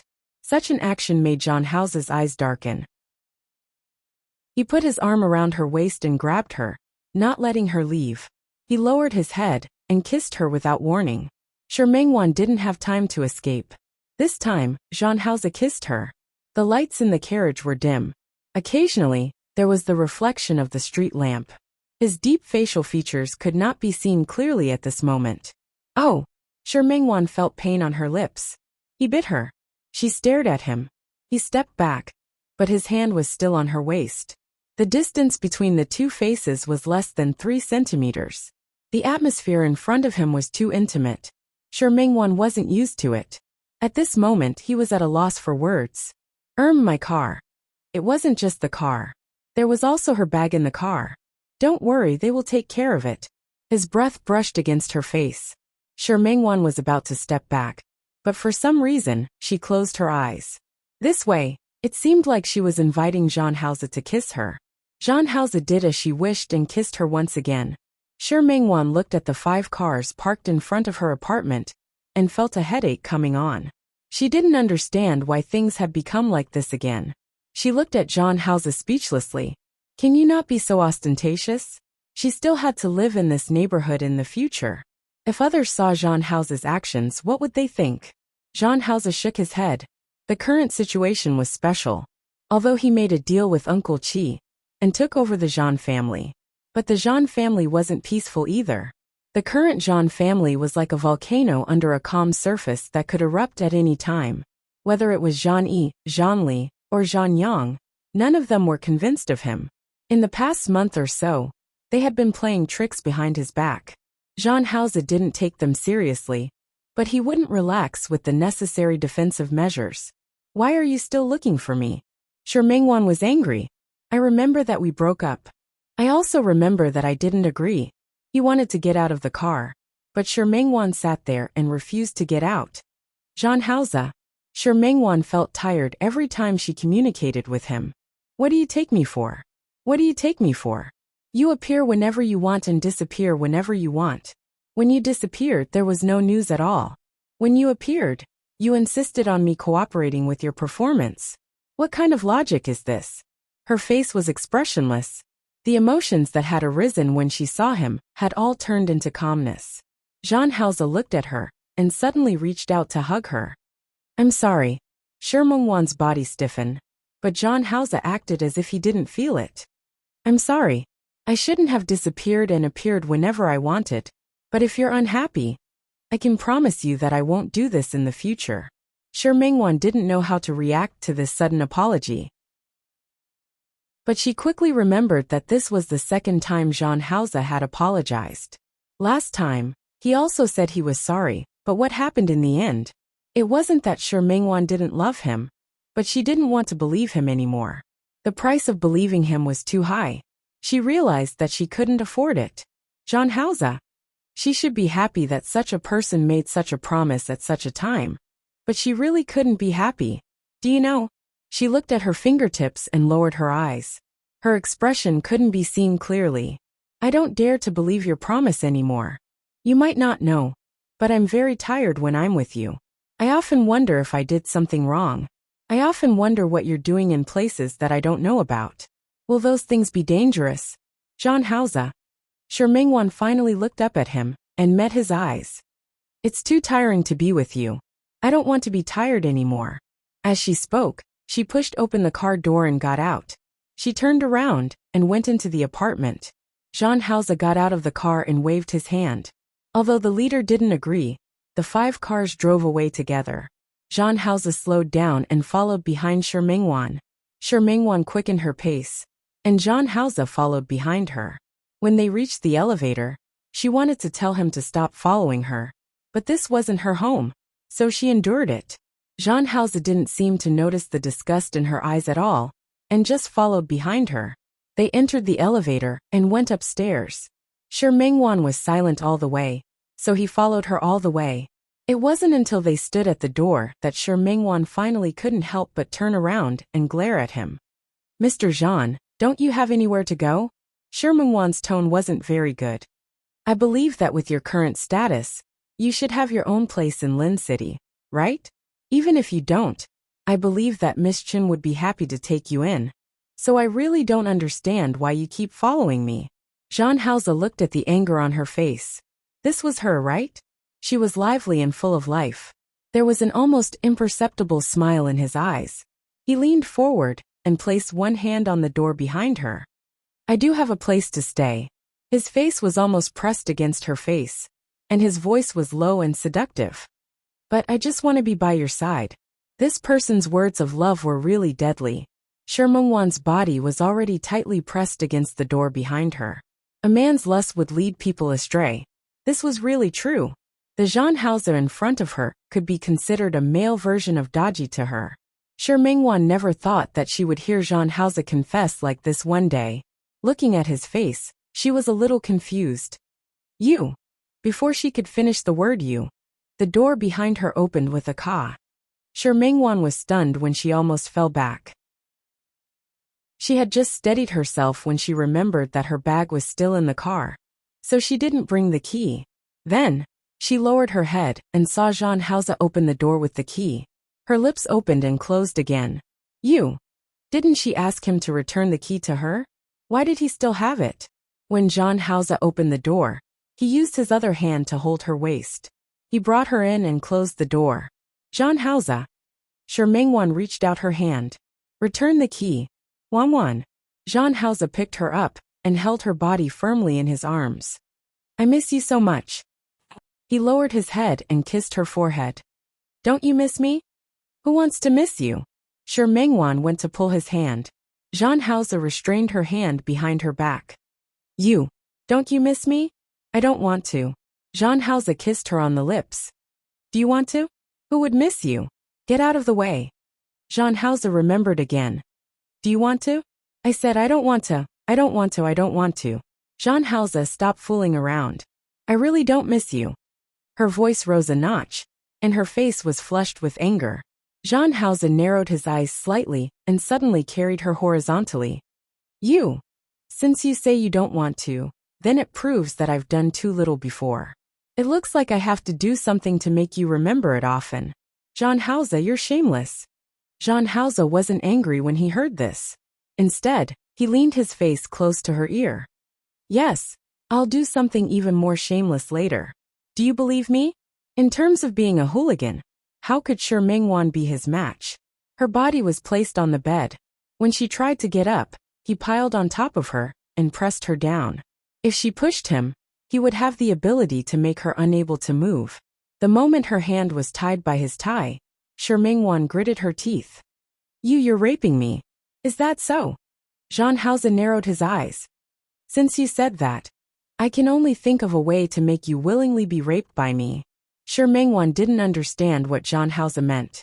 However, when she was teased by him like a kitten and begged for mercy time and time again, she realized that this was really more shameful than being willing to do it. When Shi Mingwan was half awake and half dreaming, she felt herself being gently carried into the bathroom by Zhang Haoze. There was no bathtub, so she was carried by him the entire time. After he was done, he carefully dried her dry and carried her out again. He gently placed her on the bed. He took the hairdryer to dry her hair, then pulled up the blanket to cover her body. Shi Mingwan was about to fall asleep, so her body was very tired and sore. So much so that when she saw Zhang Haoze like this, not only did she not feel touched, but she felt angry instead. Bastard. She was angry. "Zhang Haoze, can you not be like a stallion in heat every time?" Zhang Haoze frowned because of her description. As if he had thought of something, he wrapped her hand in his arms. Sorry, I can't help it. He gently kissed her earlobe, and felt her trembling slightly because of his action. He silently curled his lips, and his eyes were filled with joy. My self-control is very poor after meeting you. You. It was clearly his problem, so why was he blaming her now? Sure, Mengwan didn't want to talk to him, and she was very sleepy. She pretended not to hear what John Hauser said. She closed her eyes and wanted to sleep, but John Hauser didn't allow it. He kissed her on the cheek again. Wan, come with me to Qing City. Sure, Mengwan didn't even bother to answer. She didn't want to talk to him at all. I want you to stay by my side. Most importantly, other than those restless cousins, there was also Uncle Chi. He didn't trust anyone. He had to keep her under his nose. Only when he personally watched her and protected her would he be at ease. No. Sure, Mengwan refused and turned her back to him. Jean Hauser, I'm not going anywhere. She used her posture to show her resistance. Jean Hauser looked at the back of her head and hooked her into his arms with his big hand. He lowered his head and gently kissed the top of her head. Sleep. If there was anything, he would talk about it after she woke up. Yesterday, sure, Mengwan would rather believe that she was dreaming. In her dream, Jean Hauser saved her, and in her dream, Jean Hauser followed her home. Then the two of them messed around again. She shook her head. This kind of dream wasn't good. It was a nightmare for her. But she didn't expect that when she opened her eyes, Jean Hauser was still there. Just like before, the dining table was filled with breakfast. Jean Hauser sat at the dining table. When he saw her get up, he reached out his hand to her. Eat. After yesterday, sure, Mengwan didn't want to argue with Jean Hauser over such a small matter. If there was anything, she could wait until she finished her breakfast, and then she could slowly talk to him. I'm going out later. After breakfast, without waiting for Sure Mengwan to lay her cards on the table, Jean Hauser took the initiative to explain his whereabouts. There are some things at the company that I need to deal with. I'll probably be in Lin City for the next few days. You can also pack your luggage and come with me to Qing City when you're ready. When Sure Mengwan heard this, she put down the milk in her hand. Jean Hauser, I don't think I promised you that I would go to Qing City, right? Wan stopped fooling around. Jean Hauser wanted to hold her hand, but Sure Mengwan didn't give him the chance. She stood up. Jean Hauser, didn't you come all the way here just to do what happened last night? You've done it now, and your goal has been achieved. You can leave now. Wan. As for me, I'll never go to Qing City. Give up on that thought. After saying this, she turned around and went back to her room to change her clothes and prepare for work. After taking a few steps, she could feel a certain feeling coming from a certain part of her body. She gritted her teeth and turned around to glare at Jean Hauser. Would she accompany such a person to Qing City? She wouldn't serve him anymore. He would go wherever he wanted to go. Jean Hauser sat there without moving. Looking at her figure, the corners of his lips curled up even higher. Jean Hauser looked at Chen Yongchang in front of him expressionlessly. Chen Yongchang, who was used to liking him in front of him, was completely silent at this moment. There was a hint of flattery in the silence. After a long silence, it was Chen Yongchang who spoke first. Hauser, you haven't been paying much attention to the company these few months. Jean Hauser was silent. He wanted to send Sure Mengwan to the studio in the morning, but he didn't expect to receive a call from Chen Yongchang. He didn't know how he found out about his return to Lin City, so he came looking for him early in the morning. Jean Hauser didn't intend to be too ruthless towards Chen Yongchang. However, this didn't mean that he was a soft persimmon that could be bullied by anyone. Don't you have uncle to deal with the company's matters? I thought you wouldn't want to see me interfere too much. Look at what you're saying. No matter what, you and Feifei are childhood sweethearts and engaged fiancés. Isn't it normal for you to interfere in the Chen family's business? Uncle, it's better to be careful with your words. I remember that I've already made it clear to Feifei that we've already broken off the engagement. Uncle, if you continue to say that, it will affect Feifei's reputation outside. Chen Yongchang looked at Jean Hauser. Even he couldn't help but want to curse. If you really knew that it would affect Feifei's reputation, you shouldn't have cancelled the engagement. Hauser, look at what you're saying. Fei Fei is sincere to you. You can't let her down like this, can you? Chen Yongchang endured his unhappiness and once again played the emotional card. He said how they saved Zhang Haoze back then. If it weren't for them, Zhang Haoze would have died on the streets by now. If Zhang Haoze was a person with a conscience, he wouldn't have declined and taken over the Chun Corporation's business. In the past 2 months, Chen Yongchang really felt uncomfortable. When Zhang Haoze was in Lin City, he didn't do anything. However, the company's performance had been thriving. Many cases that seemed difficult to solve at that time became easy in Zhang Haoze's hands. Ever since he wasn't around for the past 2 months, although the Chun Corporation didn't have any major problems, Chen Yongchang found it more and more difficult. He also understood more and more about Zhang Haoze's role and methods. Zhang Haoze sat still and patiently waited for Chen Yongchang to finish talking about the past. He supported his chin with one hand. Then, Uncle Chen, what do you want me to do? He didn't call him uncle anymore. Instead, he added his surname. The alienation was already very obvious. Chen Yongchang didn't hear it. Look at what you're saying. Of course, you're going to re-enter the Chun Corporation and take over your original business. Zhang Haoze wasn't in a hurry to speak. He just looked at Chen Yongchang and stared straight at his face. He couldn't take it anymore. What did he mean? He finally spoke. Go to the Chun Corporation and take over the Chun Corporation's business. Then, wait for me to make the Chun Corporation bigger and stronger. And then let the real ideal person in your heart take over your business, right? Haoze, what nonsense are you talking about? Is it nonsense? Zhang Haoze didn't think so. He stared at Chen Yongchang's face, took out a photo from the drawer, and pushed the photo in front of Chen Yongchang. Seeing the photo, Chen Yongchang's eyes widened. Where did you get this photo? No, how did you know? He did this very secretly, and no one knew about it. Other than a trusted aide who had followed him for many years and took care of him from time to time. No one else knew about this matter, let alone others. Zhang Haoze looked at Chen Yongchang with a hint of mockery in his eyes. Uncle probably doesn't know, but I don't like to fight battles that I'm not confident in. Since you want me to return to the Chun Corporation, support the Chun Corporation again, and bring it to glory, then I have to make sure what benefits I can get from this place. Right? If there's no benefit, why waste my time? But I didn't expect that the matter that Uncle arranged for me not only didn't have any benefits, but also dug such a big pit for me to jump into.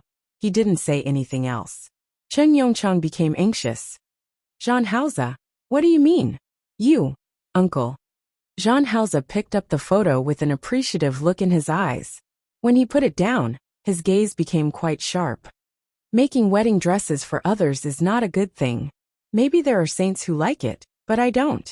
Haoze. Not to mention, I've already told Fei Fei that we're going to cancel the wedding. Fei Fei is a very smart girl. She just didn't understand it for a while. After a long time, she will know that her feelings are just the infatuation of a little girl who doesn't understand love. But Uncle, you're different. Zhang Haoze's voice was filled with mockery, and every word seemed to hit Chen Yongchang's heart. Uncle, you've doted on Fei Fei for so many years. You made Fei Fei think that she was the happiest little princess in the world. But I think she probably never dreamed that she, the Chen family's proudest little princess, wasn't the only one. Because her father, who has always doted on her, had an illegitimate child outside. Zhang Haoze. Chen Yongchang couldn't take it anymore. That's enough. Shut up. Don't say any more. Fei Fei's health isn't good. You don't want her to be agitated.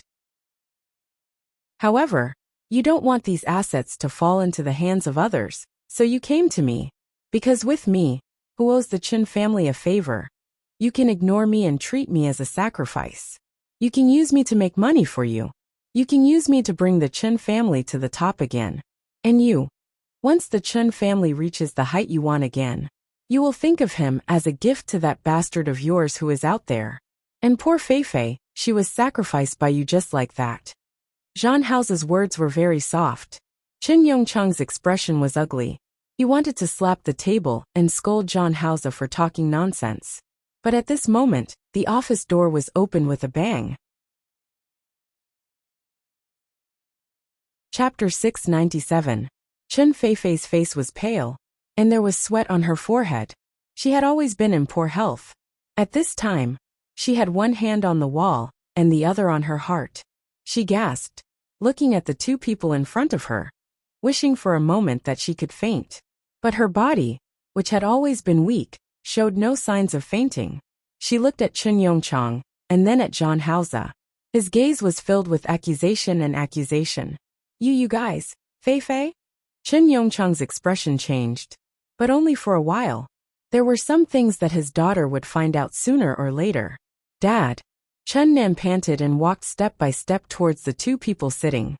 Is what Brother Hao said true? Even though Chen Yongchang was used to seeing great storms, he still felt a little guilty when he met his daughter's eyes. He didn't say anything. Chen Feifei turned to Zhang Haoze for an answer. Brother Hao, you wouldn't lie to me, would you? Tell me, is what you just said true? Her face was full of disbelief, but there was still the photo on Zhang Haoze's desk. Chen Feifei snatched it over and looked at the person in the photo. Needless to say, there was no need to ask anymore. He was a very young man who looked like he was still in university. He looked 50% similar to Chen Yongchang. It was just that he was younger and more flamboyant. Chen Feifei felt an unbearable pain in her heart. She thought she would faint again, but she didn't. She put her hands on the desk and stood firm. She stared at Zhang Haoze's face and stubbornly asked for an answer. Zhang Haoze's gaze fell on the photo in her hand. He looked up at Chen Feifei. This person wasn't Shi Mingwan. She was weak and sensitive. She could not bear the impending unveiling of the true would I. Haven't you already seen the photos?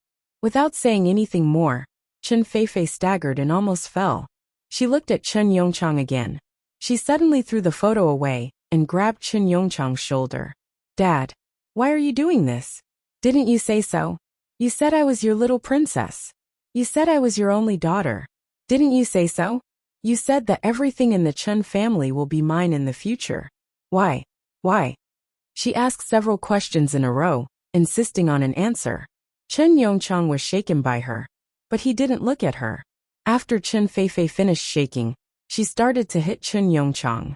How can you do this? How could you do this? Didn't you say that you loved my mother the most? Didn't you say that you would never marry again after she left? Then who was he? Why does he still exist? Dad, how can you face my mom like this? How could you let me down? Dad, how could you do this? Chen Feifei's health was not very good. She did not have much strength at all. As he fought and cried, he went limp. This time she really fainted. Chen Yongchang's expression finally changed. He quickly picked up Chen Feifei. He just didn't know if it was because he was anxious or something else. When he got up, he loosened his grip and almost dropped Chen Feifei. Zhang Haoze had been watching coldly from the sidelines. Seeing this, he finally made a move. He stepped forward, picked up Chen Feifei and walked out. Chen Yongchang followed behind him. His voice was sharp and cold. Zhang Haoze, you're too ruthless. You called Feifei here, right? You did it on purpose, didn't you? Zhang Haoze did not answer his question, but he did not deny it either. Chen Yongchang was furious. All right. You're ruthless. That was a beautiful move of yours. Uncle, don't be angry. Zhang Haoze carried Chen Feifei into the elevator. Looking at Chen Yongchang, who was flustered and exasperated, the corners of his lips curled up into a cold smile. According to your plan, it's only a matter of time. You had this plan for a long time. I was just helping you advance it. You. Chen Yongchang was speechless. Of course, he did not want to reveal it now. At the very least, he had to wait until they got married. At that time, Zhang Haoze would not ignore Chen Feifei. Don't think that you can get away with it. Let me tell you, Feifei is your responsibility. Zhang Haoze did not say anything. He carried Chen Feifei downstairs. The car was already waiting downstairs just like before. Chen Yongchang looked at the group of people and swallowed the words he wanted to curse. In the end, he got into the car with a toothache. After the rescue, Chen Feifei finally woke up. After she woke up, she didn't want to see Chen Yongchang. She chased Chen Yongchang out, but let Zhang Haoze stay alone. The ward was very quiet. Chen Feifei had already smelled enough of the disinfectant since she was young. She was also tired of smelling it. But because her body was not healthy enough, She had to do it from time to time. She stared out of the window in a daze for a full 10 minutes. She didn't speak, and John Hauser didn't speak either. The game had already begun. The engagement had to be broken. In fact, the existence of this engagement was not approved by him. Since it was a mistake, of course he had to correct it. He had patience now. Chen Feifei looked at the setting sun outside. She finally retracted her gaze and faced John Hauser. When did you know? John Hauser didn't expect her to ask this. He didn't intend to lie to her. A long time ago. How long ago is a long time ago? When you were 18. At that time, Chen Yongchang had already started to let him enter the company and take over some matters. He knew that Chen Yongchang wanted to groom him as a son-in-law. But later he subtly discovered some differences. Especially after the Chen Corporation went through that danger. It was clearly caused by Chen Yongchang's distrust of him. Although he turned the tide later and reduced the losses, he also successfully let the Chen Corporation fight a beautiful turnaround. But the seed of doubt was planted in his heart. If Chen Yongchang really wanted him to treat Chen Feifei well, or marry Chen Feifei in the future, and take care of the Chen Corporation well, he shouldn't have such an attitude. Although he wanted to solve the Zhan family's matter at that time, he wasn't completely unprepared. After investigating for a while, he found out the reason from many clues. After knowing it, it was much simpler. On the surface, Chen Yongchang was indeed a good father and husband, but deep down he had some traditions. He wanted his son to inherit the family business. His kindness to Chen Feifei was real. But his kindness came with conditions. And all of this was seen through by John Hauser. So early, Chen Feifei's eyes widened. After understanding the key point, she didn't care about how John Hauser found out. There was only one thought in her mind. Brother Hao, you really don't like me, do you? If he liked her a little, he wouldn't treat her like this. John Hauser was silent. He thought for a moment and told the truth. In my heart, you're my sister. Sister? Heh. Chen Feifei smiled bitterly, her eyes full of mockery. Yes, I'm your sister, so you don't have to feel sorry for me. You don't have to pity me. You asked me to your company, and let me hear such a cruel truth. Brother Hao, you're so cruel. John Hauser didn't deny it. Chen Feifei took a deep breath and calmed herself down. Why did you do this? Just to break off the engagement with me? Yes. He knew Shi Mengwan's heart not. If he wanted Chen Feifei to publicly break off the engagement in front of everyone in Lin City, he had to make Chen Feifei stand up. The current situation was that Shi Mengwan didn't believe his words. But if Chen Feifei stood up, Shi Mengwan would believe it. Chen Feifei's lips were pursed into a straight line. Her pale face and red eyes would make any man feel pity for her. Brother Hao, do you have a woman you like? John Hauser pursed his lips slightly and didn't deny it. Chen Feifei smiled. She seemed to have grown up in an instant, and suddenly understood many things. You have someone you like, so you don't like me. The person you like might have misunderstood our relationship. So you want me to explain, right? She looked at John Hauser, and knew that her guess was true. She smiled bitterly with a bitter expression. A girl who can make you care about her like this must be very beautiful, right? Yes. John Hauser nodded. In my heart, she's the most beautiful. The generous praise made Chen Feifei's face turn even paler. She bit her lip, and her fingertips trembled. What do you want me to do? You'll announce the news of our breaking off the engagement. You can find any reason. I don't mind. In other words, Chen Feifei could be the reasonable one. She could make up any reason. She looked up at John Hauser. Aren't you afraid that if I say you're bad, the girl you like won't like you? No. John Hauser's voice was very soft. He thought of Shi Mengwan. No matter what I am, she will like me. Chen Feifei clenched her fists tightly to control herself from crying. John Hauser's gentle tone, when he talked about that woman, was something he had never used on her before. What if I don't agree? You will agree. John Hauser looked at her fixedly. Because you're a smart girl. Chen Feifei smiled. Brother Hao, do you know? This is the first time you've praised me. But I'm not happy at all. John Hauser was still silent. He did have sibling feelings for Chen Feifei. There was also gratitude. But that was all. Brother Hao, I will agree to you. But I also hope that you can agree to two conditions. Chen Feifei's expression seemed to have changed. She was much calmer than before. Don't worry, just two. And I won't make things difficult for you. Go ahead. Chen Feifei stared at her fingernails. In the shortest time possible, many thoughts had already flashed through her mind. Everything that happened today was a huge blow to her. If possible, she really hoped that she was still the happy little princess of the Chen family. But now, she knew that she couldn't be that carefree little princess anymore. First, I can't agree to break off the engagement with you immediately. Give me some time. Zhang Haoze frowned. Chen Feifei looked at him. Brother Hao, if I stand up right now and say that I'll break off the engagement with you, it will be very bad for the company. I need to use your name. 3 months. 3 months was the limit of his patience. Chen Feifei looked at him deeply and finally nodded.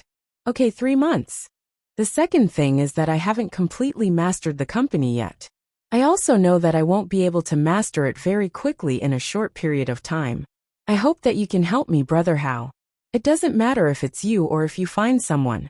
I don't want the company to fall into the hands of unrelated people. When Chen Feifei said that she didn't want to do it, a flash of gloominess flashed across her face. It was true that the Chen Corporation belonged to Chen Yongchang.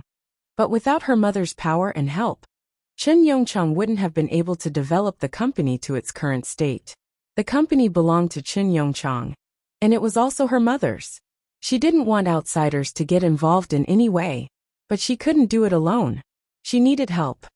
Brother Hao, I know you can do it, right? Zhang Haoze looked at Chen Feifei. No matter what, they had grown up together. The change in Chen Feifei in front of him was unexpected, but it seemed to be reasonable. After all, after such a major change, it would really be abnormal if the person in front of him was still the same as before. I can. Thank you, Brother Hao. Chen Feifei smiled at him gratefully. There's one more thing. Chen Feifei seemed to realize that she had more than 3 conditions. Her expression was a little awkward, but Zhang Haoze didn't mind. Go ahead. Chen Feifei bit her lip. Her expression was conflicted, painful, hesitant, but in the end it was firm. My father, he's getting old. I think he needs a good rest. Tell me, as his daughter, if I send him to a place with a good environment to spend the rest of his life, others won't be able to accuse me of being unfilial, right? When Zhang Haoze heard this, the corners of his lips curled up slightly.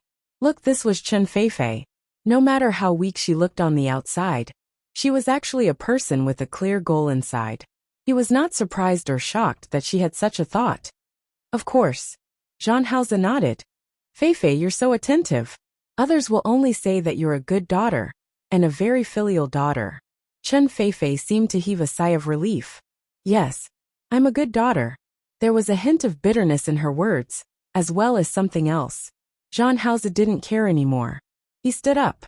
It was getting late, and he still wanted to go back and have dinner with Shi Mingwan. You decide the location. After you decide, I'll be responsible for sending uncle to recuperate. Chen Feifei nodded. The moment Zhang Haoze turned around, she called out to him again. Brother Hao. Zhang Haoze turned around. Chen Feifei gritted her teeth, as if she was going all out. Since my father is going to retire, someone has to take care of him. Someone has to take care of him, and my cheap little brother should be the most suitable candidate. Right? She blinked her big eyes and looked at Zhang Haoze. At this moment, she didn't pretend at all. Zhang Haoze smiled. This was a rare smile that he showed in front of Chen Feifei. Of course, no one is more suitable than him. Chen Feifei seemed to be relieved. She looked up at Zhang Haoze and reached out her hand to him. Brother Hao, can you hug me? Just treat it as your final farewell. Zhang Haoze looked at her and gently put his arm around her shoulder. Just as he was about to step back, Chen Feifei suddenly tightened her arms. He felt her trembling. She buried her face in his chest. Brother Hao, I'm really jealous of her. After saying this, she let go of her hand and turned her face away. Brother Hao, you should go quickly. Otherwise, I'll regret it.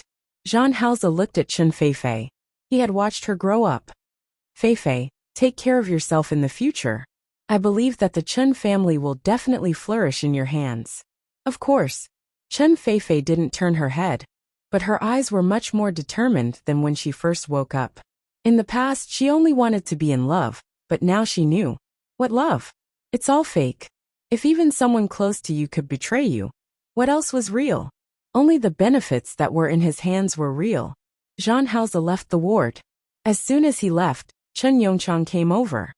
What did Feifei say to you? How is she? Chen Yongchang looked in the direction of the ward. He wanted to get closer just now, but he was stopped by Jean Hauze's bodyguard. Jean Hauze glanced at Chen Yongchang. Thinking of Chen Feifei's request just now, he felt a little sympathy for Chen Yongchang. In some ways, Chen Feifei was the same kind of person as him. This was also the reason why he could never fall in love with Chen Feifei, even though he had been with Chen Feifei for more than 10 years. Uncle Chen, go and see Feifei. As for what I said to her, let her tell you herself. Jean Hauze wasn't in the mood to stay any longer. This time, when he returned to Lin City, the matter in front of him was his first priority. Now that it was resolved, his footsteps were a little lighter. After getting into the car, the driver didn't need to ask. He drove directly to Shermangwan's apartment. When he entered, he smelled the aroma of food in the room. That familiar smell and familiar environment made Jean Hauze's expression relax for an instant. He changed his shoes and went straight into the kitchen. Shermangwan had already cooked a dish. Just as she took it out and placed it on the cooking table, she felt her waist being hugged. She was shocked, and the pot in her hand almost fell to the ground. Jean Hauze reached out to help her hold it steady, then put it back on the stove. She turned around and glared at him. Don't you know how to make a sound when you walk? You scared me to death, don't you know? Sorry. Jean Hauze pecked her lips. I scared you. Shermangwan looked at him and felt that he seemed especially happy today. Are you happy that you scared me? No. Jean Hauze couldn't help but peck her lips again. Shermangwan reached out and pressed against his chest when he wanted to deepen his kiss. That's enough. I still have to cook. Get out of the way. Don't disturb me. Jean Hauze didn't let go. Instead, he glanced at the cooking table. What else do you want to cook? Stir-fried beef, and this spicy and sour shredded potatoes. Shermangwan glanced at him as she spoke. Her voice was very soft. I only know how to cook some home-cooked dishes. If you don't like it, you can eat outside. Jean Hauze glanced at her. It was rare to see her so cute. He reached out and rubbed the top of her hair. Go and rest. I'll do it. Shermangwan was stunned for a moment. She watched as Jean Hauze took off his suit jacket, then unbuttoned the sleeves of his shirt and rolled them up twice. You know how to cook? Shermangwan's voice was a little trembling. That wasn't possible, right? She had never seen him cook before, so she thought that he didn't know how to cook. Now that he looked like he was about to make a move, he stood there a little nervously, obviously worried. You don't believe me? Chapter 698. Shermangwan looked at the handsome face in front of her and nodded without giving him any face. Jean Hauze narrowed his eyes when he heard her words. His gaze was too dangerous. Shermangwan wanted to retreat, but it was already too late. Jean Hauze pulled her back into his arms. He lowered his head and kissed her until her hands and feet went soft. He pressed his forehead against hers, and his voice was a little hoarse. All right, let's go outside. I'll cook the remaining 2 dishes. Shermangwan's legs were a little soft. She leaned against the wall and looked at Jean Hauze. She felt that he was a little different. He pushed her gently. Go. I'll call you later. Even if Shermangwan didn't believe him, she could only go out now. She wiped the dining table and went into the kitchen again. She saw that Jean Hauze was really cooking. Are you that worried? Shermangwan didn't dare to answer Jean Hauze's question anymore. She took the bowl and chopsticks and quickly left. She had just put it away. Coincidentally, she received a call. A client had some ideas about the design. Shermangwan listened patiently and then wrote them down. After she had made an appointment with the client, she was done. When she turned around, Jean Hauze had already come out of the kitchen. He was holding 2 dishes in his hand. After putting them away, he looked at her. Come, let's eat. Shermangwan looked at him suspiciously. She took a few steps forward and looked at the dishes on the table. She bought onions to stir-fry beef today. This dish looked simple, but it wasn't easy to make. Beef was a relatively difficult dish to make. If the heat wasn't right, the beef wouldn't be cooked, and the taste wouldn't be good. If the heat was too hot, the beef would be overcooked, and it wouldn't taste good. Mengwan looked at the beef on the table. It looked pretty good in terms of appearance. She sat down and tasted it. She looked at John Hauser in surprise. When did you learn to cook? She really couldn't tell at all. John Hauser didn't answer her question. How does it taste? Not bad.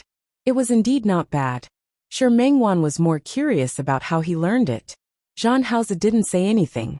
Instead, he scooped a bowl of soup for her and placed it in front of her. Mengwan had done this action many times before. Now that John Hauser was doing the same thing to her heart suddenly felt warm. Many thoughts flashed through her mind. Those uncertain thoughts that wanted to resist seemed to have faded again because of the changes caused by John Hauser's return. She couldn't resist him when he was cold and indifferent.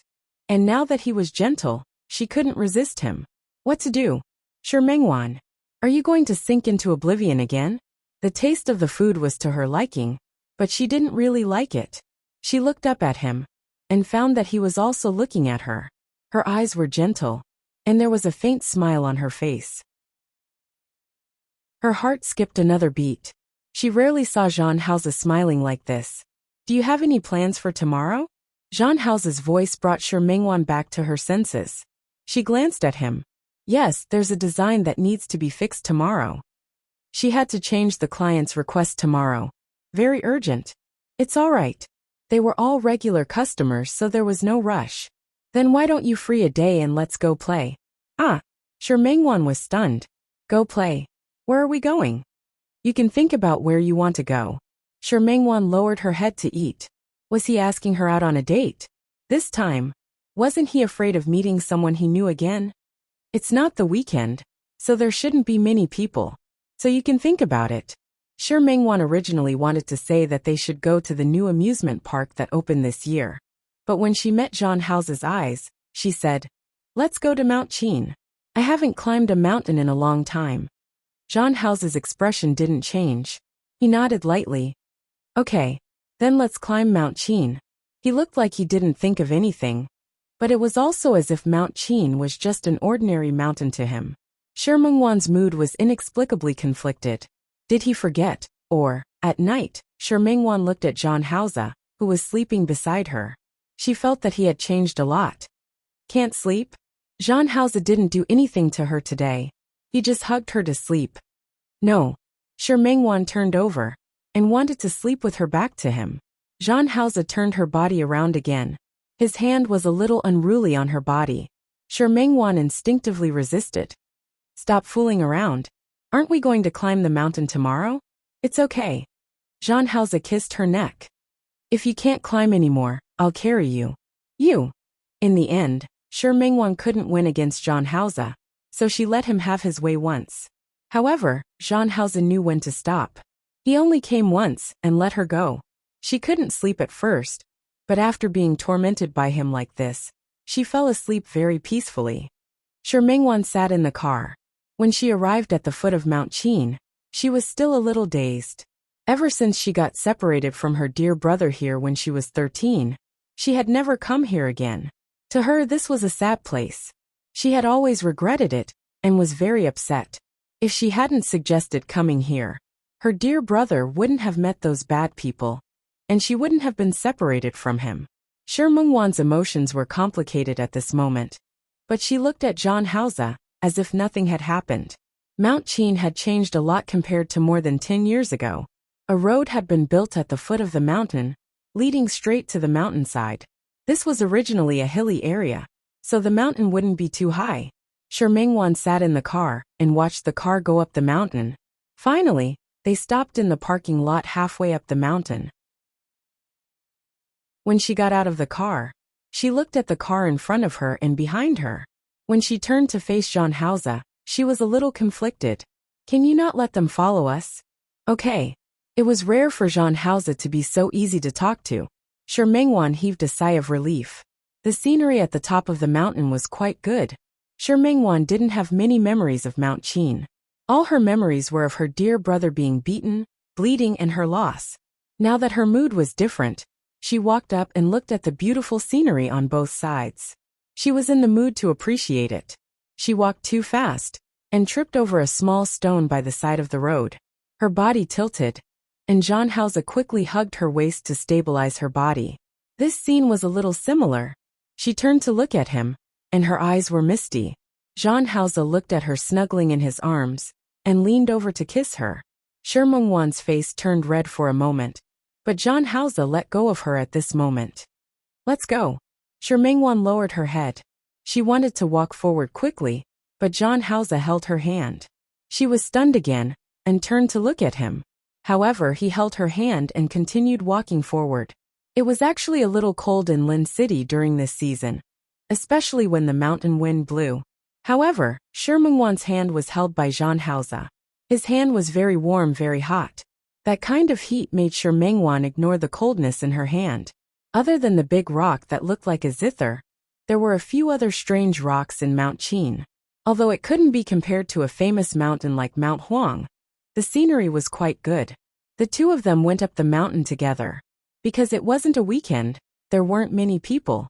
Shi Mengwan's playfulness finally came to an end after she saw the huge zither stone. She took out her phone to take a picture. The huge stone was like a huge zither because of the changes of time. Shi Mengwan's hand touched it, and she turned to look at John Hauser. She almost subconsciously said, "Dear brother, I'll climb up." Shi Mengwan didn't say anything else. More than 10 years ago, Mount Qin hadn't been developed yet. When it wasn't a tourist attraction, no one came here at all. She had once followed her dear brother and climbed up that huge zither. Now that she had grown up and there were tourists passing by the mountain from time to time, she was too embarrassed to climb up. John Hauser held her waist. "Do you want to go up? If you want to go up, I'll carry you up." The stone zither was huge, so it was naturally very tall. Shi Mengwan shook her head. Realizing that she had made a mistake just now, her interest was halved. "No, I'd better be a civilized tourist." Looking at John Hauser, she handed her phone to him. She didn't say anything, but John Hauser understood what she meant. After taking a few photos, Shi Mengwan was about to take her phone back when a couple came up. They were also here to play. When they saw Shi Mengwan and the girl, their eyes lit up. "Beauty, help us take a photo together." "Sure." Shi Mengwan didn't refuse. She took the other party's phone and took a photo of them. She took a few photos from all angles. When the girl took the phone, she thanked Shi Mengwan profusely. "Thank you, Beauty. Your boyfriend is also very handsome. Why don't I take a photo for you guys too?" Before Shi Mengwan could say anything, John Hauser had already handed the phone to the girl. The girl clicked her tongue. There was a hint of surprise in her eyes. The man was handsome and the woman was beautiful. Such a model was also very pleasing to the eye. Shi Mengwan was still a little uncomfortable when John Hauser stood over. John Hauser put his arm around her shoulder. They looked at the camera together. Shi Mengwan subconsciously curled the corners of her lips. At this moment, the hand on her shoulder suddenly exerted a little force. She looked at John Hauser in confusion. At this moment, he leaned over and kissed her on the lips. Shi Mengwan's eyes widened, but she heard the sound of the camera. The scene froze there. Shi Mengwan was a little embarrassed. After the couple left, she quickly left John Hauser's side. Other than this huge rock that looked like a zither, there were also some other rocks of different shapes on Mount Qin. Shi Mengwan didn't have a deep memory of the time she came here when she was young. Her mood was different when she revisited this old place. She turned to look at John Hauser, and he was also looking at her. She wanted to ask him a few times if he was her dear brother, but in the end, there was only silence. Forget it, why ask again? Even if she asked, John Hauser wouldn't admit it. Opening her heart, Shi Mengwan let herself play happily. As for the rest of the things for now, it was almost noon when they came down from Mount Qin. The two of them got into the car. Shi Mengwan was tired. She stayed in the office every day, and this trip to the mountain was a little tiring. On the other hand, John Hauser, his expression didn't change, and he was calm and composed. It didn't affect him at all. Compared to other people, the difference was really big. When the car passed by the foot of the mountain, Shi Mengwan looked outside. That was the place where she had lost contact with her dear brother. She turned to look at John Hausa, but he didn't react at all. Was he really her dear brother? She couldn't forget those memories in time for so many years. But John Hausa seemed to have completely forgotten. Did he have some accident and lose his memory? Or was there some inside story that she didn't know? She thought of John Hausa's current status. It was already different from the past. Perhaps that experience of being a hooligan wasn't what he wanted. Was that why he avoided talking about it? Was that so? Are you hungry? What do you want to eat for lunch? John Hausa's face enlarged in front of her. Shi Mingwan realized that she was actually staring at John Hausa and felt a little embarrassed. Whatever. John Hausa glanced at her and wasn't annoyed. The car finally stopped at a very famous Western restaurant in the center of Lin City. Shi Mingwan followed John Hausa into the door. Before the two of them could sit down, someone who knew John Hausa came over. When the other party saw John Hausa, he came over to greet him. When John Hausa was exchanging pleasantries with the other party's gaze swept over Shi Mingwan. Shi Mingwan felt a little uncomfortable and wanted to pull her hand back, but she felt John Hausa put his arm around her shoulder and introduced her very calmly. "This is my girlfriend." She was stunned on the spot. Did John Hausa know what he was talking about? She didn't even notice that person's ambiguous gaze. After all, at this stage, everyone who knew John Hausa knew that he had a fiancée. Now he had another girlfriend. However, looking at John Hausa's gaze, that person wouldn't look for trouble. He left after saying hello. After that person left, Shi Mingwan stood there and looked at John Hausa. "Do you know what you're talking about? You're my girlfriend to begin with." John Hausa looked at her. "I promised you." She wanted a status, so he would give her a status. Shi Mingwan sat there and looked at John Hausa, who was completely different from her memories. She couldn't help but feel her heartbeat quicken. Once again, she was moved by the heart in front of her. "Wanwan." John Hausa held her hand. With a focused expression he said, "Come back to Qing City with me." At this moment, Shi Mingwan couldn't say anything to reject him. She just stared at John Hausa in a daze. She actually had an uncontrollable urge in her heart. She really wanted to throw everything aside and go with him. In the next few days, John Hausa and Shi Mingwan seemed to have returned to that period of time. He was very busy. After all, he had to deal with a lot of work this time, and then prepare to go to Qing City. But every night, he would definitely have dinner with her. Shi Mingwan's apartment was very small. John Hausa suggested that she change places, but she didn't want to. She wasn't sure how long John Hausa could maintain his current appearance. More importantly, if he wanted to leave one day, what was she going to do? A week passed, and John Hausa seemed to be even busier. Shi Mingwan knew that he was busy, so she didn't plan to disturb him. She also took this opportunity to negotiate with the two OEM factories. Song-Seeking Studio could also be considered to have taken a big step forward. Shi Mingwan was in a good mood, thinking about how her relationship with John Hausa was slowly getting better during this period of time. She suddenly had a sudden impulse and wanted to celebrate with John Hausa. Chen Feifei looked at John Hausa in front of her. After not seeing him for a week, the person in front of her seemed to have changed again. There was still a cold look in his eyes, but there was a hint of gentleness. Needless to say, this must be the power of love. She was really jealous of the woman who had John Hausa's heart.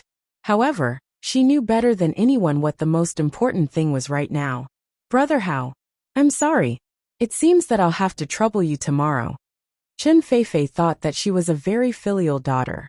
Therefore, she spent a lot of effort on Chen Yongchang's retirement home. In the end, she finally chose a small town in Canada. The environment was good, and the people were simple. Everything could be said to be perfect. The only imperfection now was that Chen Yongchang didn't want to go. These few days, because of some of her and John Hausa's actions, he had been losing his temper at home. "You're welcome. I will naturally do what I promised you." It was very simple to bring Chen Yongchang onto the plane. It wasn't too difficult for Chen Yongchang to stay abroad for the rest of his life. There was a hint of mockery in Chen Feifei's eyes. "Do you know? My dad has been scolding me at home for the past few days." She had been in the company for the past few months, so she had some understanding of the company. It would still take time for her to completely snatch the company back into her hands. Chen Yongchang wanted to resist, but with John Hauser around, he was greatly suppressed. These few days, Chen Yongchang had been scolding people at home. Of course, he wasn't only scolding Chen Feifei, but also John Hauser. He said that I have no conscience, and that you're an ingrate. I think it's really funny. He was the one who said that everything in the Chen family would be mine in the future. Why is he so angry now that I just got it in advance? Jean Hauser couldn't answer her question. Chen Feifei smiled. Forget it. Let's not talk about him. Brother Hao, let's have lunch together. Before Jean Hauser rejected her, Chen Feifei raised her index finger. Don't be in a hurry to reject me. That old fox from Desheng Corporation has arranged to meet at noon today.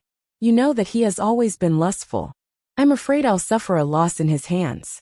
Anyway, you've helped me so much. I think you don't mind going to a meal with me, right? She leaned forward a little. If I can settle this deal with Desheng ahead of time, I can also establish my authority in the company ahead of time. Maybe I'll come out earlier to break off the engagement. Jean Hauser was speechless, but that old fox Desheng did not have a good reputation. However, he had some connections behind him. There were benefits to cooperating with him. But this person had a bad reputation. Let's go. Even if Chen Feifei didn't say it, he would still help with these small favors. Thank you, Brother Hao. You're the best.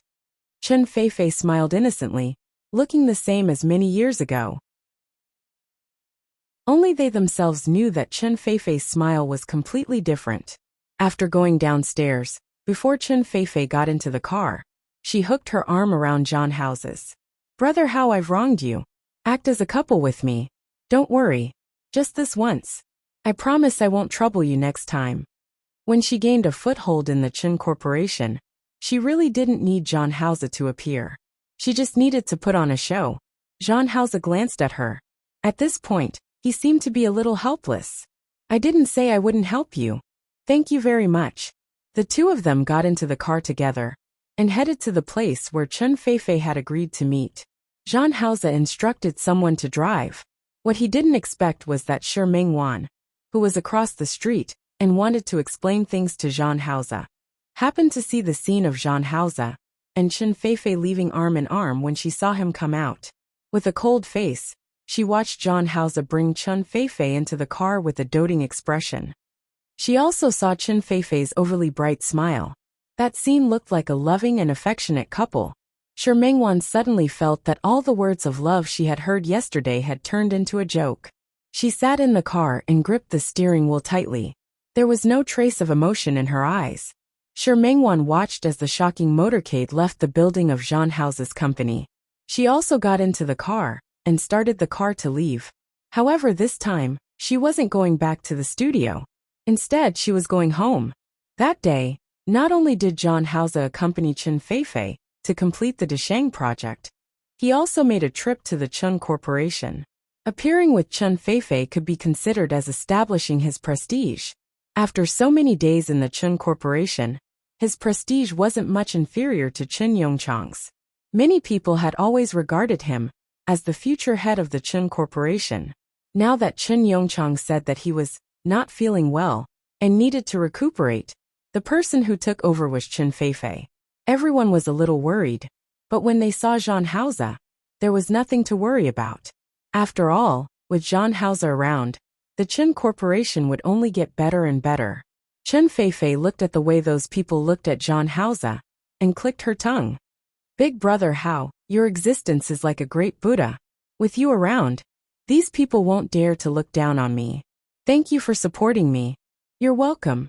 Jean Hauser was expressionless. I'm just returning your favor. Tisk, you've returned the favor of saving my life just like that. Why do I feel like I'm at a loss? Chen Feifei couldn't be bothered to hide herself in front of Jean Hauser now. Jean Hauser glanced at her. Or, would you like uncle to stay? No need. Chen Feifei didn't dare to tease him anymore. All right. I promise you we're even. Jean Hauser entered her office and looked at some of the recent cases of the Chen Corporation. He then roughly told Chen Feifei some things to pay attention to. After all, Chen Feifei studied business, so she took over these things very quickly. He believed that even if he returned to Qing City in 2 days, it wouldn't affect him much. He spent the entire afternoon at the Chen Corporation. He rejected Chen Feifei's suggestion to have dinner together. He was going to have dinner with Shi Mengwan. "You're so anxious to see your sweetheart. I really want to meet her." Zhang Haoze glanced at her and didn't respond. Before everything was completely stable, he didn't want Shi Mengwan to appear in front of Chen Feifei. After leaving the Chen Corporation, he went straight back to Shi Mengwan's apartment, but he found that she wasn't at home. Zhang Haoze was stunned for a moment. At this time, she should have already returned from the studio. Looking at the empty house, he took out his phone and made a call. Shi Mengwan didn't pick up his call. He called again, but no one picked up. Later, Shi Mengwan's phone was turned off. Holding his phone, he looked at the living room in front of him in a daze. What was Shi Mengwan doing? 10 minutes later, Zhang Haoze's men brought news. Shi Mengwan had gone home. Go home. Why was she going home at this time? Chapter 699. When Shi Mengwan arrived home, it was almost evening. Father Shi went to the field to pick vegetables. Mother Shi was cooking in the kitchen. Shi Mengru, who was already in the 2nd year of middle school, was doing her homework in her room when she heard the sound of the car and ran out. "Sister, why are you back?" It wasn't the new year, so Shi Mengwan rarely went home. "It's nothing. I missed you guys." Shi Mengwan smiled. Although she came back in a hurry, she still had gifts. She took out a big box from the back seat of the car and handed it to Shi Mengru. "Didn't you say that the tablet had a black screen last time? I bought you a new one." "Wow, sister, you're so nice." "Moo." Shi Mengru jumped up on her tiptoes and kissed Shi Mengwan. "You just spoil her." Mother Shi heard the sound and came out of the kitchen. "A student girl has already used up 2 tablets. No one else uses tablets. Not only does she have a computer, but she also has a tablet and a phone. Don't spoil her." "Don't worry. I won't spoil her." Shi Mengwan rubbed her sister's hair. "Mom, you're watching over her. Are you spoiling her just because she bought some electronic products?" "You." Mother Shi wanted to say something else, but Shi Mengwan took out a bigger box from behind. "Mom, this is for you. Last time, I heard from Qingseng that this physical therapy device sold very well in their hospital. It's also very useful. Your shoulder always hurts. Try this. Why waste this money? How painful can it be? Just bear with it and it'll pass." "Mom, don't worry about money." Shi Mengwan moved the other gifts out of the car. "Our studio's business has been very good recently. It's quite busy. Don't worry, your daughter can make money. You're still back if you're busy." Mother Shi took the gifts. "Didn't you just come back for the Mid-Autumn Festival? You don't have to come back anymore. You're still running back and forth." "Mom, are you chasing me away?" Shi Mengwan pretended to get into the car as she spoke. "All right, I've finished delivering the things. I'm leaving. You child." Mother Shi patted her on the body. "Let's go. I'll ask your dad to buy 2 more vegetables. We'll have more food tonight."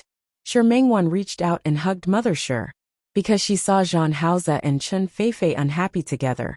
No matter how unhappy they were along the way, she calmed down. She shouldn't be surprised, nor should she be surprised. Zhang Haoze lied to her time and time again. But she was stupid and believed him time and time again. This time, there really wouldn't be a second time. She would never trust him again. Looking at the setting sun, Shi Mengwan made up her mind. When Father Shi came back, he was very happy to see Shi Mengwan. The family ate happily. Shi Mengwan sat and chatted with her parents for a while. Then, she went to check on Shi Mengru's homework. Actually, there was nothing much to check. Shi Mengru's results were pretty good, and she had always been among the best. She even planned to go to university in Lin City in the future, so that she could have a companion. After taking a shower, Shi Mengwan returned to her room, but she couldn't fall asleep. She was in a bad mood. He glanced at his phone. There were a few missed calls. Later, she turned off her phone, but Zhang Haoze still called her. She didn't understand why he would call her. He already had Chen Feifei. Why did he have to provoke him? She had made up her mind to give up many times, but every time, She would waver under Jean House's domineering and pestering. Every time she made an oath, it would be broken by Jean Hauser in the end. It was really enough. This time she really wouldn't believe him again. She wouldn't believe a single word he said anymore. Shi Mingwan thought this in her heart when she blocked Jean House's number. Shi Mingwan blocked Jean House's number, but she couldn't let herself fall asleep smoothly. Just as she was about to fall asleep, her phone rang. The ringing sound of the phone that kept disturbing her dreams forced Shi Mingwan to open her eyes. She glanced at the screen. She didn't recognize the number. She pressed it. After a while, her phone rang again. She pressed it again. After a while, it rang again. She pressed it again. After the 5th time, Shi Mingwan finally couldn't help but pick up the phone. Didn't your mother tell you that it's very impolite to call someone in the middle of the night? No. My mother passed away a long time ago. The voice on the other end instantly woke Shi Mingwan up. She looked at the phone in her palm. It was an unfamiliar number, but the voice was indeed Jean House's. She closed her eyes and was about to hang up. I'm at your door. Jean House's next sentence made her stop. Right now, I'm at your door. It's not the apartment in Lin City, it's your hometown. Qingfeng Town. Shi Mingwan blinked. For a moment, she thought she was hallucinating. Jean House, are you crazy? Come out. I don't want to. Shi Mingwan's voice was full of anger. Jean House, that's enough. Let me tell you, we're done. There's no future. And there's no breakup. Anyway, we've never been on good terms. As she spoke, she hung up the phone. Afraid that Jean House would call again, she swiped her hand and prepared to turn off her phone. At this moment, a message popped up. Perhaps, you want me to visit your parents? Crazy. Shi Mingwan looked at the message and stopped turning off her phone. Was Jean House crazy? He wanted to visit her parents at this time? Did he think the matter wasn't big enough? While she was angry, the phone on the other end rang again. Looking at the flashing number, Shi Mingwan picked it up gloomily. Jean House, that's enough. What do you want? We didn't take any precautions yesterday. You might be pregnant. Do you want me to tell your parents about this? Are you crazy? Shi Mingwan's face was red. Half of it was angry, and the other half was shy. Jean House still remembered to take precautions. But the last time yesterday there weren't enough condoms. She wanted to stop it, but it was too late. She could only be glad that it was a safe period. But Shi Mingwan didn't believe in a safe period even once. One had to know that Su Qingsang was a doctor in the obstetrics and gynecology department. She had told her a lot about all kinds of accidental pregnancies in their hospital. Many of them thought that it was a safe period. But in Su Qingsang's words, a safe period wasn't safe either. It still depended on the person. Now Jean House, that bastard, actually used this to threaten her? How could she dare to let him talk nonsense in front of her parents? It wasn't like she didn't want to live anymore. Jean House, don't go too far. 5 minutes. Jean House said these 3 words and hung up the phone. Shi Mingwan was very angry. She only felt that her stomach was hurting now. She looked out of the window. The sky was gloomy, and it seemed like it was going to rain. She gritted her teeth, got up helplessly, put on her coat, and went downstairs. It was almost midnight, and Father Shi and Mother Shi were both asleep. Shi Mingru's room was at the other end of the corridor, while Mother Shi and the others' rooms were downstairs. This kind of self-built house usually had a large hall outside. Shi Mingwan could only be glad that she didn't have to be afraid of waking her parents up. Before leaving, she didn't know if it was because of some strange coincidence or something else, but she picked up her bag and car keys. When she went outside, the cold wind that hit her face made her stagger. After stabilizing her body, she saw a row of luxury cars lining up on the side of the road diagonally opposite the Shi family's courtyard. If anyone didn't wake up now and saw so many luxury cars in such a small town, they would probably be shocked. Shi Mingwan closed her eyes and had no choice but to get into the car in the middle. It was much warmer inside the car than outside. Shi Mingwan didn't plan to stay for long. It was warm inside the car, and the lights above her head made her feel a little warm. But that was all. Jean House, what exactly do you want? She didn't come out because she thought that she was afraid of him or anything. She was just worried about her parents' thoughts and feelings. If Jean House thought that she was afraid of him, Then he was really wrong. To her surprise, Jean Hauser didn't seem to be angry. His tone was still gentle. Why didn't you tell me when you went home? I called you and you didn't answer. I was very worried about you. Ignoring the concern in his words, Shi Mingwan glared at the person in front of her. Tell you? Why should I tell you? Who are you to me? Where I go, and what I do doesn't seem to have anything to do with you, right? Her words today were very blunt, and her attitude was very wrong. Jean Hauser wasn't sure what happened to Shi Mingwan. They had been getting along well these few days, so he thought that her attitude would soften. If I remember correctly, I seem to be your boyfriend, right? So now she was saying that what she did had nothing to do with him? Could it really have nothing to do with him? Really? Then let's break up now. Anyway, he couldn't be her boyfriend alone, so she didn't want him. Jean Hauser narrowed his eyes slightly. He finally realized that something was wrong. What happened? She rushed home. Could it be that her grandmother was forcing her to marry again, or asking her to give in and agree to some conditions? What happened?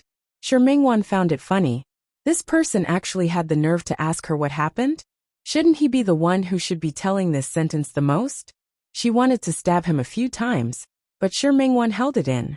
They had talked too much about Chen Feifei. Her questions had never been answered positively. The following answers? No, there were. But behind those answers, she would always lose some of herself. She catered to him, and accepted everything he gave her. Now, she didn't want it anymore. What could happen to me? I'm just tired of it. He wasn't the only one who would play two-timing outside. If she was given a chance, she would prove it to him. Shi Mingwan didn't need to hang herself on him. Jean Hauser narrowed his eyes and looked at Shi Mingwan's expression seriously. He was surprised to find that what she said was actually true. Tired of it. He narrowed his eyes and listened to Shi Mingwan's rather heartless words. He tightened his grip on her hand, and his gaze returned to its previous gloominess. Do you know what you're talking about? Of course I know. Shi Mingwan retracted her hand and took a step back.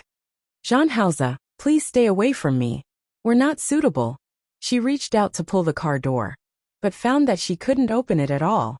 At the same time, Jean Hauser actually asked someone to start the car. Shi Mingwan gritted her teeth and turned to face Jean Hauser. Jean Hauser, that's enough. Stop the car, do you hear me? She was very angry. She reached out to pull the car door, but the car door didn't move at all. Shi Mingwan was furious. She raised her foot and kicked the car door. Unfortunately, she was thin and weak, so she couldn't make the car door move at all. Shi Mingwan's sharp temper rose to her head at this moment. She used both her feet to kick the car door, not caring if she would hurt her feet. Jean Hauser hugged her waist and gestured for the driver to stop the car. The moment the car stopped, Shi Mingwan bit down on his shoulder. In the late autumn weather, she wore a lot of clothes. To Jean Hauser, this strength was no different from scratching an itch. He let her bite until she didn't have the strength to bite anymore.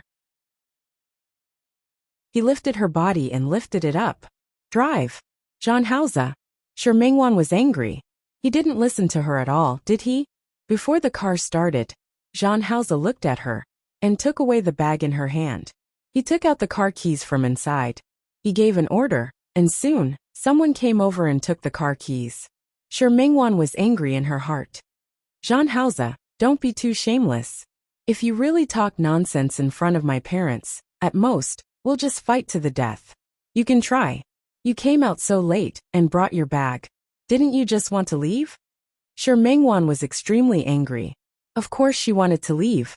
She would rather go back to Lin City and quarrel with Jean Hauser slowly than let Mother Shi see Jean Hauser appear. It wasn't easy for Mother Shi to calm down during this period of time. She no longer insisted on introducing her to a blind date. If she saw Jean Hauser appear again, it was hard to say if Mother Shi would find someone to go on a blind date with her again. What are you angry about? Jean Hauser really didn't understand. They had been fine during this period of time. She had also started to accept him again. What was she doing today? Shi Mingwan didn't want to talk to him. It was already very late at this time.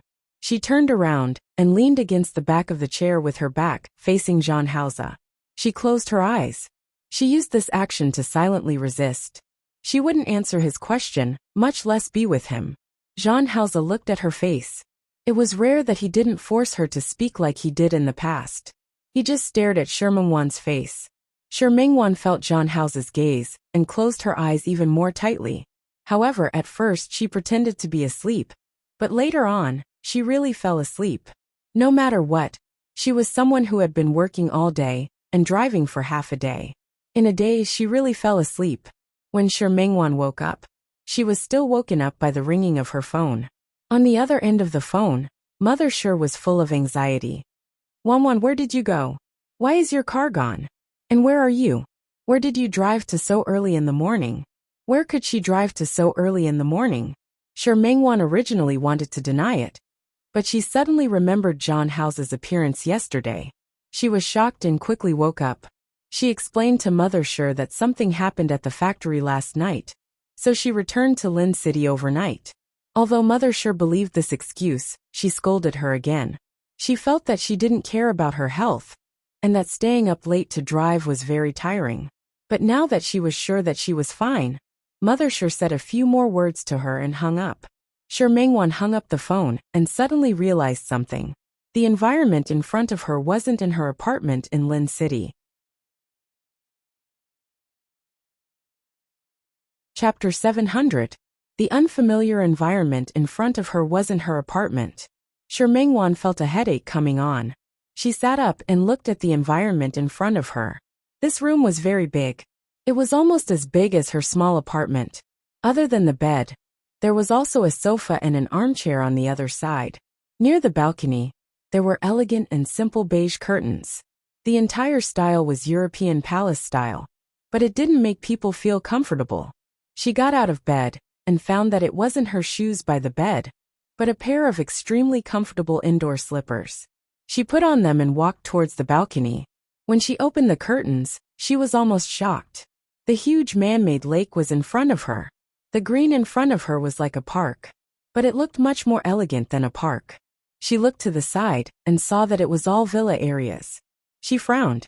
She was friends with Su Qingsang, and she would sometimes attend some clients' dinner parties. She had a certain understanding of some famous villa areas in Lin City. However, the neighborhood in front of her was very unfamiliar to her. She stood for a while and remembered that the last person she saw was Jean Hausa. She was about to call Jean Hausa. She didn't know that Jean Hausa was standing at the door. Where is this? Why am I here? How did he bring her here? No, it should be said, how did she appear here without realizing it? My house. Jean Hausa walked towards her. The morning light shone in from the direction of the balcony. The person in front of her was tall and handsome. The next sentence almost made Shi Mingwan's legs go limp. This is my home in Qing City. Shi Mingwan staggered and almost couldn't stand. Jean Hausa quickly supported her at this moment. For Shi Mingwan, who had just woken up, she didn't have much energy to resist him.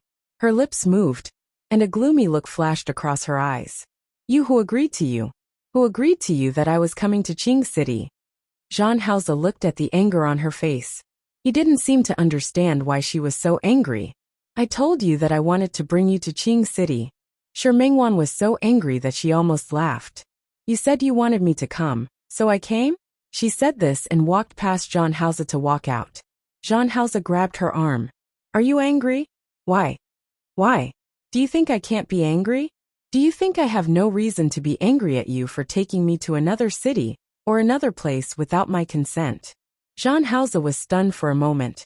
Seeing the anger on Shi Mingwan's face, he nodded. I'm sorry. It's my fault I didn't ask for your permission. But I still have things to deal with here. And I want to be with you. So I used the wrong method. He lowered his stance a little. Shi Mingwan wasn't used to seeing Jean Hausa like this. In the past, she would have wanted to question him. But today, she was too lazy to even do so. I accept your apology, so can I leave now? Jean Hausa didn't expect Shi Mingwan to have such a reaction. Shi Mingwan had already walked outside. When she reached the door, he tried to run after her. Shi Mingwan suddenly stopped in her tracks and turned back. Where is my bag? And my car? It's downstairs. I've asked someone to park the car in front of your apartment. After hearing this, Shi Mingwan didn't ask any more questions. She turned around and continued to walk out. Zhang Haoze followed behind her. Shi Mingwan took a few steps and realized that there was no way out. She turned around and looked at Zhang Haoze, who was following behind her. She didn't know if it was her imagination, but she saw a faint smile in his eyes. The stairs are this way, Zhang Haoze explained very kindly. Shi Mingwan snorted and walked past him in the opposite direction. Her angry look made Zhang Haoze decide not to tell her that the place where she had walked to the end of the road was actually the elevator. As long as she pressed the button on the side, the elevator would come up. Instead, he chose to follow behind her. Shi Mingwan was wearing cotton slippers, so she naturally couldn't walk fast. She didn't know if the air conditioner was turned on, but the warm wind in this season made her feel a little hot. The stairs were indeed on the other side. After going downstairs, she wasn't in the mood to appreciate the decorations here. She looked around and immediately saw her bag on the sofa. She went forward to pick it up and continued walking outside. After taking 2 steps, she realized that the shoes on her feet were wrong. She had no choice but to turn around and look at Zhang Haoze. "Where are my shoes?" "In the shoe cabinet at the entrance," Zhang Haoze said. Shi Mingwan nodded and went forward to open the shoe cabinet. Sure enough, she found her shoes and put them on. She reached out and opened the door. The moment the door opened, the cold wind that blew into her face made Shi Mingwan quickly and instinctively closed the door. She turned around and looked at Zhang Haoze. "Qing City is in the north?" She always heard him say that he wanted her to accompany him back to Qing City, but she really hadn't paid attention to where Qing City was. She looked at her body. Before she went out yesterday, she had taken a light woolen coat, but now that she had just woken up, she didn't know where the coat was. She was only wearing a thin sweater, so she was really cold now. She glared at Zhang Haoze and gritted her teeth for some reason. "Mr. Zhang, can I ask how I got in yesterday?" Zhang Haoze looked at the anger on her face and didn't seem to mind. "I carried you in. You were sleeping a little soundly. When I got out of the car, I covered you with a blanket." Of course, he wouldn't say that he got into the car directly after getting off the plane. There was a heater in the car, and they came directly from the underground garage, so it was normal for her not to feel cold. Shi Mingwan nodded. Her expression was very conflicted and a little angry. "Good, very good. Great." In such a situation, if she didn't want to get sick from the cold, she had to ask Zhang Haoze. "You don't have to leave in a hurry. There are many fun places in Qing City. You can play for 2 days before you leave." "Is this considered a forced purchase?" Shi Mingwan was angry. Zhang Haoze put his arm around her waist. "This is a sincere invitation." Shi Mingwan raised her foot and was about to step on the back of his foot. However, she was wearing cotton slippers, so no matter how hard she tried, she didn't cause any harm to Zhang Haoze's foot. She was angry and turned around, not wanting to talk to him. However, her stomach made a very uncooperative sound, and Shi Mingwan's face instantly turned red. "Let's go. Let's eat." Zhang Haoze brought her in the direction of the dining room. Previously, Shi Mingwan was so focused on leaving that she didn't notice at all. Only now did she realize that there was someone else in the house. After entering the dining room, she realized that not only was the room big, but the dining room was also big. The long white dining table had a lot of exquisite food placed in the middle. It was placed on an exquisite plate. Zhang Haoze held Shi Mingwan's hand and sat down at the other end of the dining table. "There are some good places of interest in Qing City. After dinner, we can..." "Didn't you say that you have a lot of work to deal with?" Shi Mingwan's expression was a little cold. "Since that's the case, then you should go deal with your work first." Zhang Haoze wasn't angry even though she had brushed him off. He was about to explain that he could spare a day when Tang Hua rushed in from outside. When he saw that Shi Mingwan was also there, he swallowed back the words he was about to say. "President Zhang, Miss Shi." Shi Mingwan knew Tang Hua. This person had been with Zhang Haoze for an unknown period of time. She nodded as a greeting and watched Zhang Haoze get up. "You eat first. I have something to do here. I'll take you out to play in the afternoon." Shi Mingwan didn't mind when she could go out at all. Now she was so happy that she couldn't see Zhang Haoze. Zhang Haoze was busy until it was almost evening before he finished. Mingwan didn't mind. She was thinking about some questions. For example, how could she leave this place? And how could she have a showdown with John Hauser? Before she could think clearly, John Hauser had already finished his work. The sky gradually darkened. When John Hauser appeared in front of Mingwan again, Mingwan had just finished scrolling through her WeChat moments. Looking at the pair of long legs in front of her, she raised her head. John Hauser was looking at him. Come on, let's go out to eat. Go out to eat. Mingwan didn't want to move. It's very cold outside. Actually, it wasn't particularly cold. It wasn't the coldest time in Qing City yet. It was just that Mingwan had just flown over from the south, so she felt that it was especially cold here. John Hauser held her hand, and only then did she realize that there was a fitting room on the other side of the room. Pulling open the door of one of the cabinets, he saw that it was filled with women's clothing. Everything was new, and the tags were still there. There were clothes for all seasons of the year. At the bottom, there were different kinds of shoes. Seeing so many women's clothes, Mingwan turned her head to look at him. Her slightly furrowed brows carried some complicated emotions. Although these clothes were all her measurements, they were all standard sizes. So, aren't we going out to eat? Take a coat and let's go. Mingwan couldn't muster up much interest, but John Hauser seemed to be in a good mood. Seeing that she didn't make a move, he took the initiative to pick out a khaki-colored woolen coat and handed it to her. This one's not bad. Although Mingwan wasn't very satisfied, she still put on the clothes. She found a pair of boots and put them on. Mingwan followed John Hauser out of the door. After getting into the car, Mingwan wasn't in a good mood. John Hauser, on the other hand, looked very relaxed. He reached out to hold her hand. Sorry, Tang Hua had something to talk to me about. I forgot the time and didn't accompany you. Are you angry? Mingwan wasn't angry. She pulled back her hand, and John Hauser went to hold her hand again. She avoided him again. This time, she accidentally touched a button, and the car window rolled down. The cold wind blew, and Mingwan closed the car window again. The car happened to make a turn at this time, so she didn't notice that in a villa next to her, Su Qingsang and Hu Jingyao had just gotten out of the car. Su Qingsang happened to see her sitting in the car window and thought that her eyes were playing tricks on her. John Hauser's car circled around the city of Qing City. He seemed to be in a good mood today. He sat in the car and briefly introduced some of the scenic spots in Qing City to Mingwan, as well as places to go.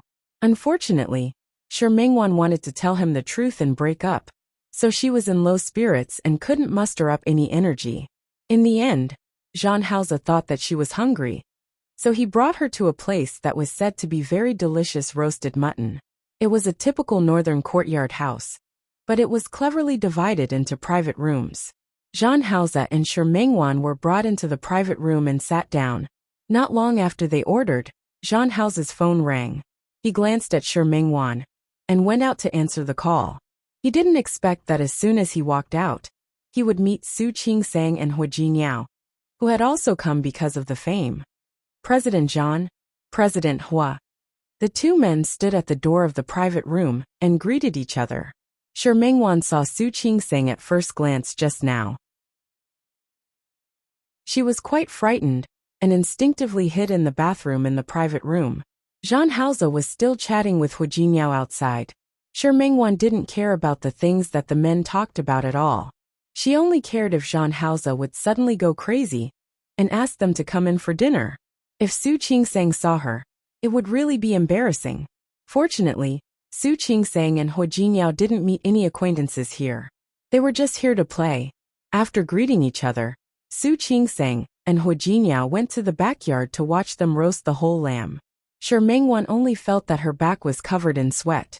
When John Hauser entered the door, her face inevitably became a little gloomy. I want to leave. Her voice was a little anxious.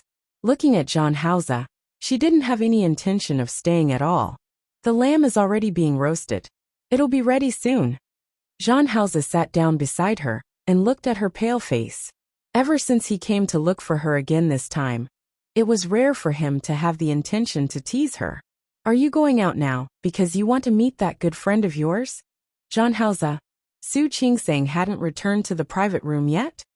Your good friend is visiting right now. If you go out now, I won't object, but I can't guarantee that you'll coincidentally meet her. Shi Mengwan's expression was very ugly. She glared at Zhang Haoze in front of her, wishing that she could stare a hole in his body. Zhang Haoze squeezed her hand again. If you want to see her, it's easy. I can ask President Hua to bring her along. It'll be more lively with more people, don't you think? It was his head.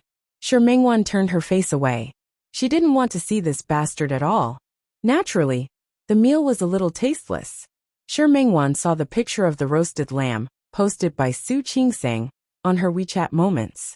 She had even circled her name on it, saying that the next time she came, she could treat her to a good taste.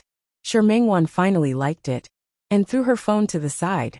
That night, Zhang Haoze said that he wanted to take her to the hot spring. Shi Mengwan wasn't in the mood at all. Zhang Haoze, when do you plan to let me go? Why are you in such a hurry? I said that there are many places worth visiting in Qing City. There's even a hot spring here. It's very comfortable to soak in a hot spring in this kind of weather. I'll get someone to arrange it tomorrow. How could Shi Mengwan still be in the mood to soak in a hot spring? She was in a hurry to return to Lin City now. At this moment, Zhang Haoze hugged her waist. Pregnant women can't soak in a hot spring, so don't worry. It's unlikely that your good friend, Mrs. Hua, will meet you. If I return to Lin City, it's even more unlikely that she'll meet me. Shi Mengwan's words were a little mocking. Zhang Haoze acted as if he didn't hear her. He didn't think that something was wrong with Shi Mengwan, because he saw her with Chen Feifei. He only thought that the reason why she was unhappy was because he brought her to Qing City without her consent. So she was throwing a tantrum. Seeing that she couldn't get through to him, Shi Mengwan decided not to say anything. She opened the door like a thief, and called the waiter to confirm that Su Qingsang and Hu Jinniao were in their own private room. Then she left in a hurry. Shi Mengwan didn't expect that what she was afraid of would come true. The more she didn't want to meet Su Qingsang and Hu Jinniao, the more she would meet them. When she was pulled out of the door by Zhang Haoze and brought to the famous ancient city of Qing City, she actually met Su Qingsang again. She was a fashion designer, so she didn't have a fanatic interest in clothing stores. However, when it came to ethnic clothing stores with unique styles, they had no resistance. Therefore, along the way, even though she didn't want to be with Zhang Haoze at all, when she saw the ethnic clothing store in front of her, she still couldn't help but lift her foot and walk in. Her teacher had once told them that a good fashion design not only needed to be innovative, but also needed to be passed down.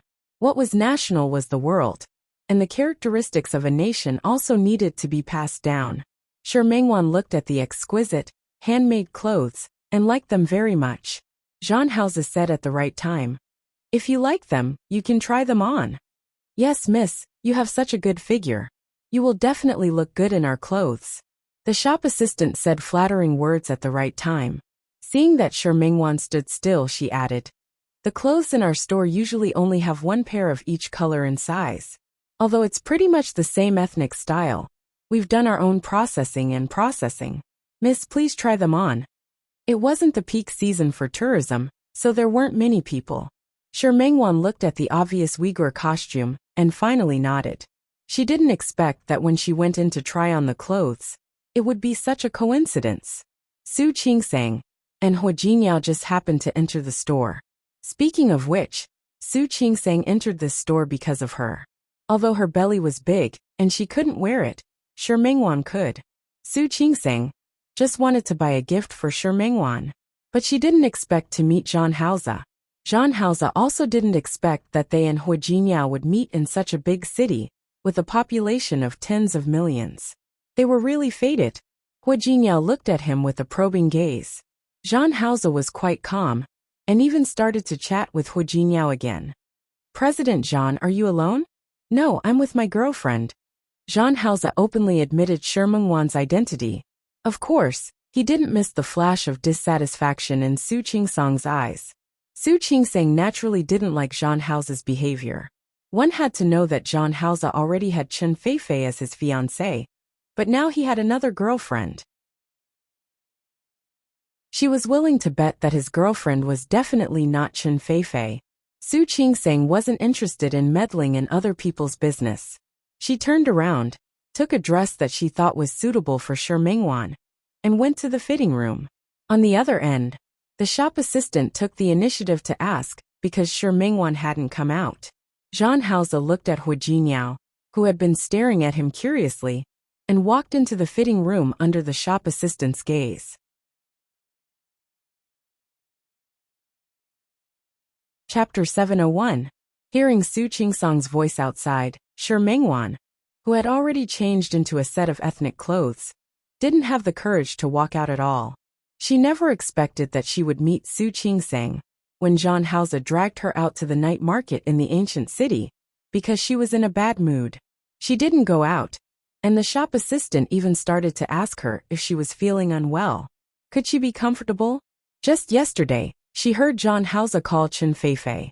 Chen Yongchang had already been sent on the plane by Zhang Haoze. Chen Yongchang's illegitimate son was also sent away. If it weren't for Zhang Haoze, it wouldn't have been so easy to achieve such a feat. However, that illegitimate son ran away after getting off the plane. Chen Yongchang was a key target of surveillance, but that illegitimate son wasn't. Chen Feifei was a little nervous when he ran away. She was more or less afraid that he would return to Lin City to take revenge on her. Right now her foundation wasn't stable. If that person wanted to do something, although she wouldn't be powerless to resist, she would still be an obstacle. However, to Zhang Haoze, everything was under his control. Therefore he told Chen Feifei not to think too much. That illegitimate son wouldn't be able to run far. He would catch him and lock him up with Chen Yongchang according to the original plan. In Zhang Haoze's heart, this was just a call under a transaction. It couldn't be any more normal. But with Shi Mingwan, it was completely different. It was just that her previous seeing is believing had turned into hearing is believing. Because of this reason, whether it was eating the roasted whole lamb or returning to the cherry blossom manor at night, she didn't have a good expression towards Zhang Haoze. At night, she didn't even allow Zhang Haoze to touch her. Now that he touched her again, she had a huge reaction. The sense of shame that she was a mistress, and the resentment that Zhang Haoze had caused her to become like this was very obvious. Therefore, she didn't want to bother with Zhang Haoze at all. Including today, she was also forcefully dragged out by Zhang Haoze to go shopping. If possible, she just wanted to return to Lin City as soon as possible. But in this situation, it was unknown if she could walk out of this small fitting room, let alone return to Lin City. Yet, Zhang Haoze entered the door at this moment. She saw a very light smile on his face as he stared at the embarrassment on her face. Are you okay? Okay. Yes, in his heart. What did other people's feelings count for? She was angry in her heart. But Zhang Haoze still had the ability to take advantage of her at this time.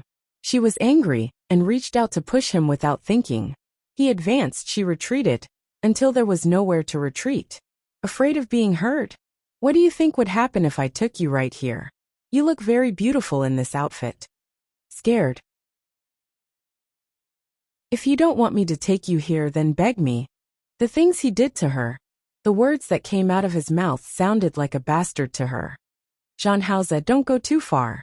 She hadn't forgotten about the apparel incident last year. She absolutely did not want to become the heroine of such an event. You don't have the slightest sincerity in your pleading. If you listen to me tonight, I'll let you go. How about it? Shi Mingwan had no choice but to lower her head. Please. In the end, Shi Mingwan was carried out of the fitting room by Zhang Haoze, and he even kindly covered her face so that she wouldn't be seen by Hu Jinniao or Su Qingsang. However, Shi Mingwan heard the words, "Remember, you owe me again." This shameless bastard. If it weren't for him, how could she have fallen into such a situation? She still owed him again? How thick-skinned was this person? After leaving the ancient city, Shi Mingwan wasn't in the mood to shop anymore. She said that she wanted to go back. Zhang Haoze didn't argue with her and brought her into the car. The majestic motorcade once again drove from the parking lot of the ancient city to Cherry Blossom Manor. It was night. Shi Mingwan, who had taken a shower, went to bed early. She wanted to avoid Zhang Haoze. So she closed her eyes and pretended to be asleep before he finished his work. She thought that John Hauser would let her go if she fell asleep. But it turned out that she was too naive. In a daze, she felt someone pressing on her. That feeling reminded her of a big wolf dog she had raised when she was young. It always liked to pounce on her like this. "Big Yellow, get down," she said in a daze. She didn't forget to reach out and push Big Yellow away. This time, Big Yellow was very persistent. She pushed it a few times, but couldn't push it down. Shi Mengwan called out again. "Big Yellow, stop fooling around." Jean Hauser propped himself up with one hand and looked at Shi Mengwan. She was really sleeping soundly. There was also Big Yellow. Jean Hauser's face darkened slightly when he heard the name of some kind of animal. He no longer hesitated and began to take off Shi Mengwan's clothes. There were naturally all kinds of pajamas in the cloakroom. Shi Mengwan chose the most conservative kind. The round-neck cotton pajamas wrapped tightly around her body.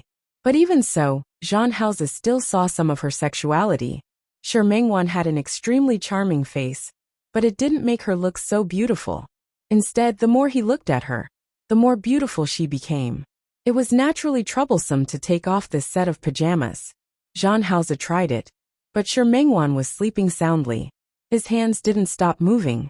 Just as he was about to lift the clothes up and help her take them off completely, she once again treated him as Big Yellow and pushed him down.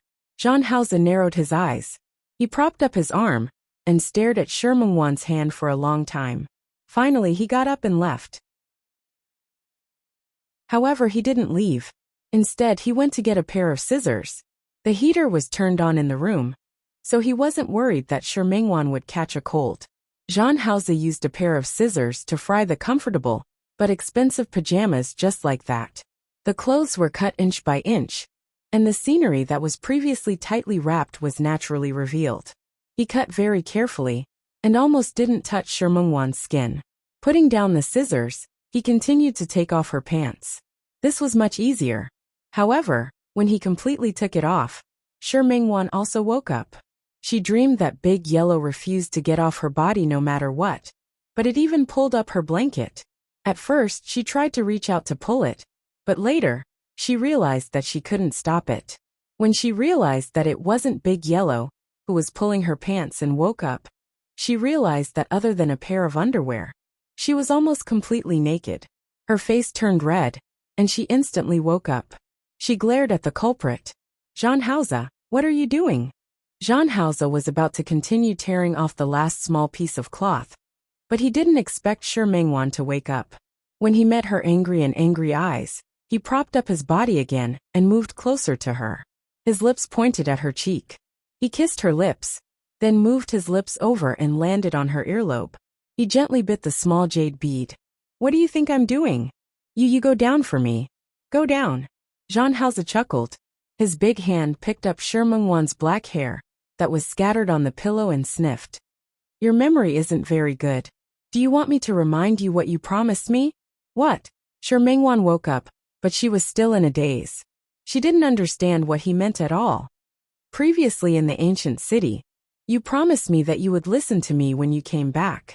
Shi Mengwan's expression froze. She suddenly reacted. In front of her, Jean Hauser was half lying there with one hand supporting his body. His burning gaze was like that of a wolf as he stared at her. How could such a Jean Hauser not make her afraid? Without thinking, she wanted to get off the bed. Jean Hauser easily wrapped his arms around her waist. "What? Do you want to go back on your word?" Shi Mengwan swallowed her saliva. She really didn't know how to respond to this. "You're a scoundrel." At that time she had no other choice. "Scoundrel? Who's a scoundrel?"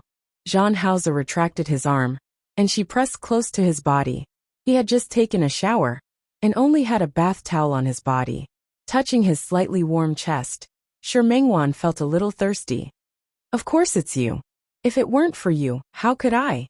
He didn't finish his sentence, but Jean Hauser understood what he meant. He chuckled and raised her chin with his other hand. "So you don't want to admit it now, do you?" "Who wanted to admit it?" Shi Mengwan pushed him, and Jean Hauser bit her lips. "It's fine if you don't want to admit it." He took a few steps back, and his gaze fell on Shi Mengwan's face, as if he was thinking. Speaking of which, I've worked with President Hua 2 or 3 times. The manor we're living in now was given by the Hua family's Tianyu group. We've worked together so many times. And we're living in a house developed by others. But I've never invited him here as a guest. It's really a little rude. Seeing that Shi Mengwan's little face was gradually turning pale, he slowly said, "Why don't I be the host tomorrow and invite President Hua and Mrs. Hua to my humble house? I can also be considered to be a host? What do you think?" Not much. This blatant threat made Shi Mengwan's expression very ugly. She glared at Zhang Haoze in front of her, wishing that she could glare at his face. However, at this moment, she was lying down and wasn't wearing any clothes. No matter how she glared at him, she didn't have any imposing manner. Instead, to Zhang Haoze, it was like seduction. "You don't object? Then it's settled." Zhang Haoze got up and was about to get off the bed. "I'll get someone to arrange it now." "Enough." Shi Mengwan quickly sat up and reached out to grab his hand. Her face was very red. "What exactly do you want? I told you you'll listen to me today." Shi Mengwan was extremely annoyed. Did she have any other choice now? She closed her eyes and nodded. She lay back on the bed. Zhang Haoze narrowed his eyes at her expression, as if she was about to die. He stared at Shi Mengwan's face for a while, then suddenly got up and left.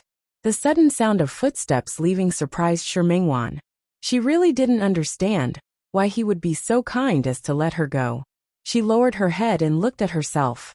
She seemed to have just realized her current state, so she quickly pulled up the blanket to cover her body.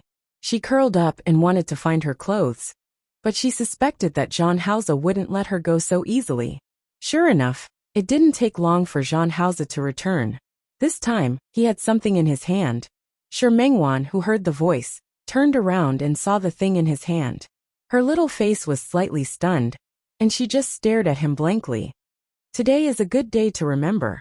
Zhang Haoze took a few steps forward and walked to the bedside. He looked at Shi Mengwan, and his eyes carried a depth that she could see at a glance. "So let's drink to celebrate."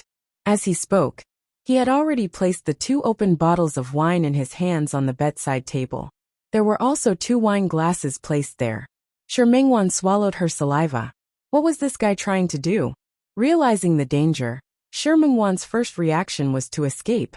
Zhang Haoze didn't give her a chance. The moment she got up, he held her in his arms. He imprisoned her body in his arms and sat on the bed, hugging Shi Mengwan, who was almost naked. "Didn't you say that you'll listen to me today? Why are you running?" How could Shi Mengwan not want to run? She was almost sure that what Zhang Haoze wanted her to do later would definitely make her feel very ashamed and unwilling. She didn't answer, and Zhang Haoze didn't force her. He was in a good mood today. He picked up the bottle of wine and poured the 2 glasses. He picked up one of the glasses and handed it to Shi Mengwan. Shi Mengwan looked at the wine glass and shook her head. "I don't know how to drink." Even if she did, she didn't want to drink it now. The situation in front of her was too dangerous. Although she agreed to listen to Zhang Haoze, she still wanted to have a chance to breathe. Zhang Haoze narrowed his eyes and didn't force her. He directly drank the wine in the glass in one gulp. Just as Shi Mengwan thought that he was going to let her go, he pressed the back of her head and aimed at her lips. When Shi Mengwan got up from the bed in the morning, she hadn't recovered from that shameful and secret lust. Her limbs were weak, and her body was weak. The bedding on the bed had been changed long ago. Not only the bedsheets and quilt covers, but even the mattress underneath had been changed. When she thought about how Zhang Haoze had shamelessly asked someone to come up and change the bedding after carrying her into the bathroom last night, Shi Mengwan wished she could find a hole to hide in. She didn't want to go downstairs at all, nor did she want to go out.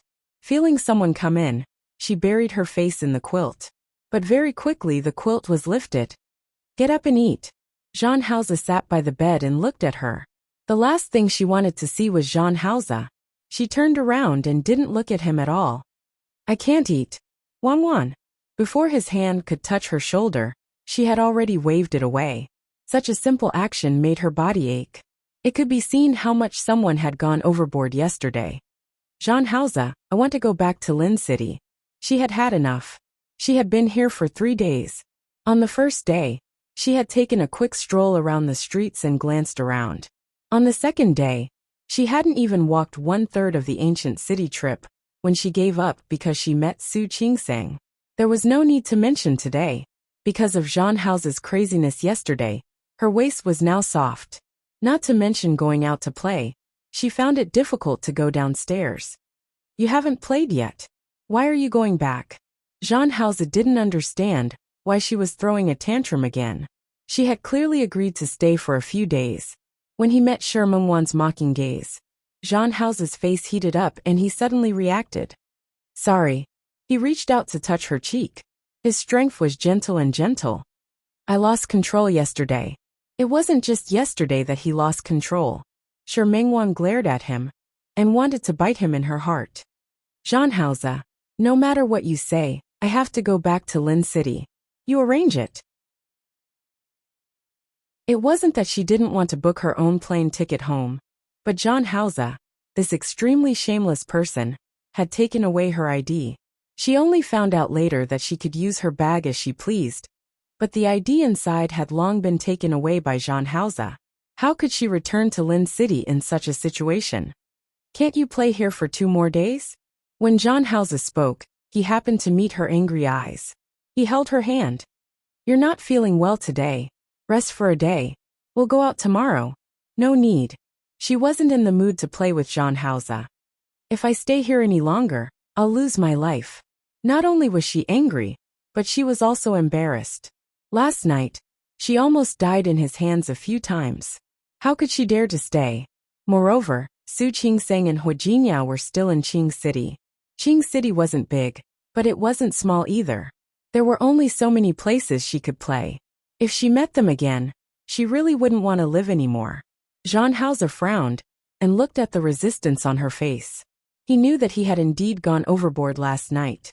It was just that the feeling was too beautiful. He really couldn't control himself. The atmosphere was silent for a moment. Shi Mengwan said again, I want to go back to Lin City.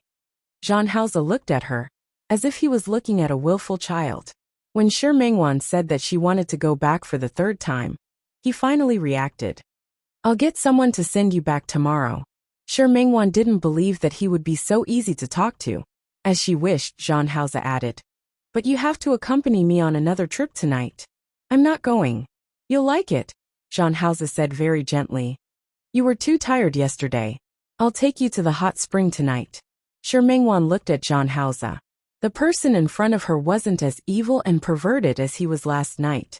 He looked at her with a very focused gaze. Not only was he focused, but she also found her own shadow in it. Her heart suddenly skipped a beat. She turned her face away to avoid Zhang Hao's gaze and told herself. These were all false appearances. He was a bastard who had a foot in both camps, a scumbag.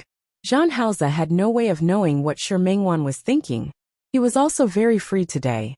To him, his rare patience and good temper were all used on Shi Mengwan. At night, he really brought Shi Mengwan to the hot spring. As if he knew the trauma he had caused to her yesterday, Zhang Hao didn't do anything this time. The hot spring water made Shi Mengwan feel much more comfortable. After returning to Cherry Blossom Villa to rest, she slept until midnight. She was once again woken up by Zhang Hao's blood on the day of the accident. The nightmare came again, and this time, she woke up directly. Wanwan, are you okay? Zhang Hao slept with her. Shi Mengwan shook her head. She hadn't had this dream for some time.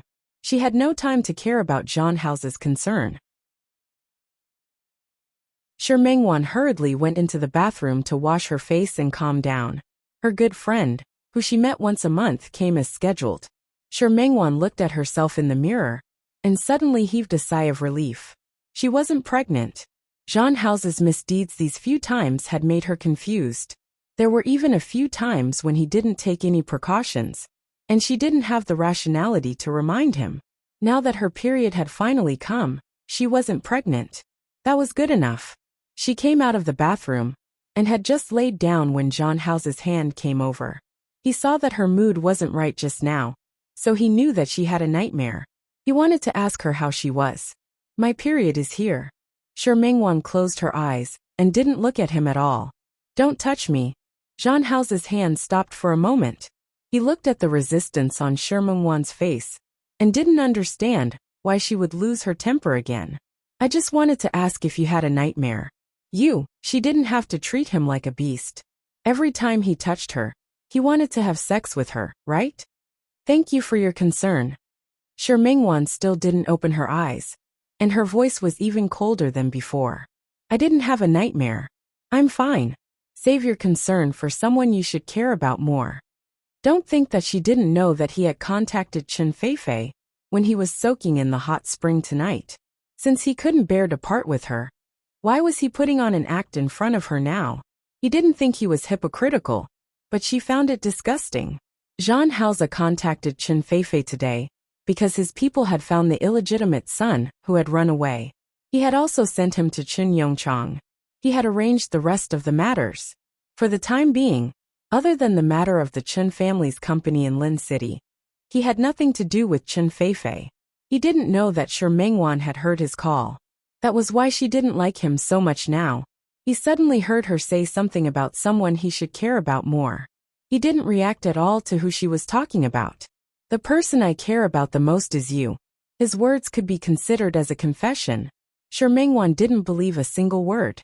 Just now, he had been persuading Miss Chun on the phone not to worry. But now he turned around and told her that the person he cared about the most was her? Who would believe him? She didn't believe him anyway. Shermungwan rested for a night and didn't stay for another day. The next day, as soon as Zhang Haoze arranged the plane, she immediately flew back to Lin City. Sitting on the plane, she looked at the empty seat next to her. This time, Zhang Haoze didn't return to Lin City with her, which made her feel very unreal. Zhang Haoze really let her go home just like that? He didn't follow her, and he didn't send anyone to keep an eye on her? This really didn't make sense. But Shermungwan didn't care about him. Maybe Zhang Haoze was satisfied after that night, and was tired of it. Maybe he finally decided to be kind and let her go. Thinking of this, Shermungwan relaxed. Thinking of what Zhang Haoze did that night, she still felt a little uncomfortable. But this kind of uneasiness was insignificant compared to the freedom and equal relationship she needed to enjoy. No matter how overbearing Zhang Haoze was, or how much he pestered her, it was over for them now, right? For the next month, Zhang Haoze didn't come to look for her, which confirmed her guess. Good, very good. Zhang Haoze finally let her go.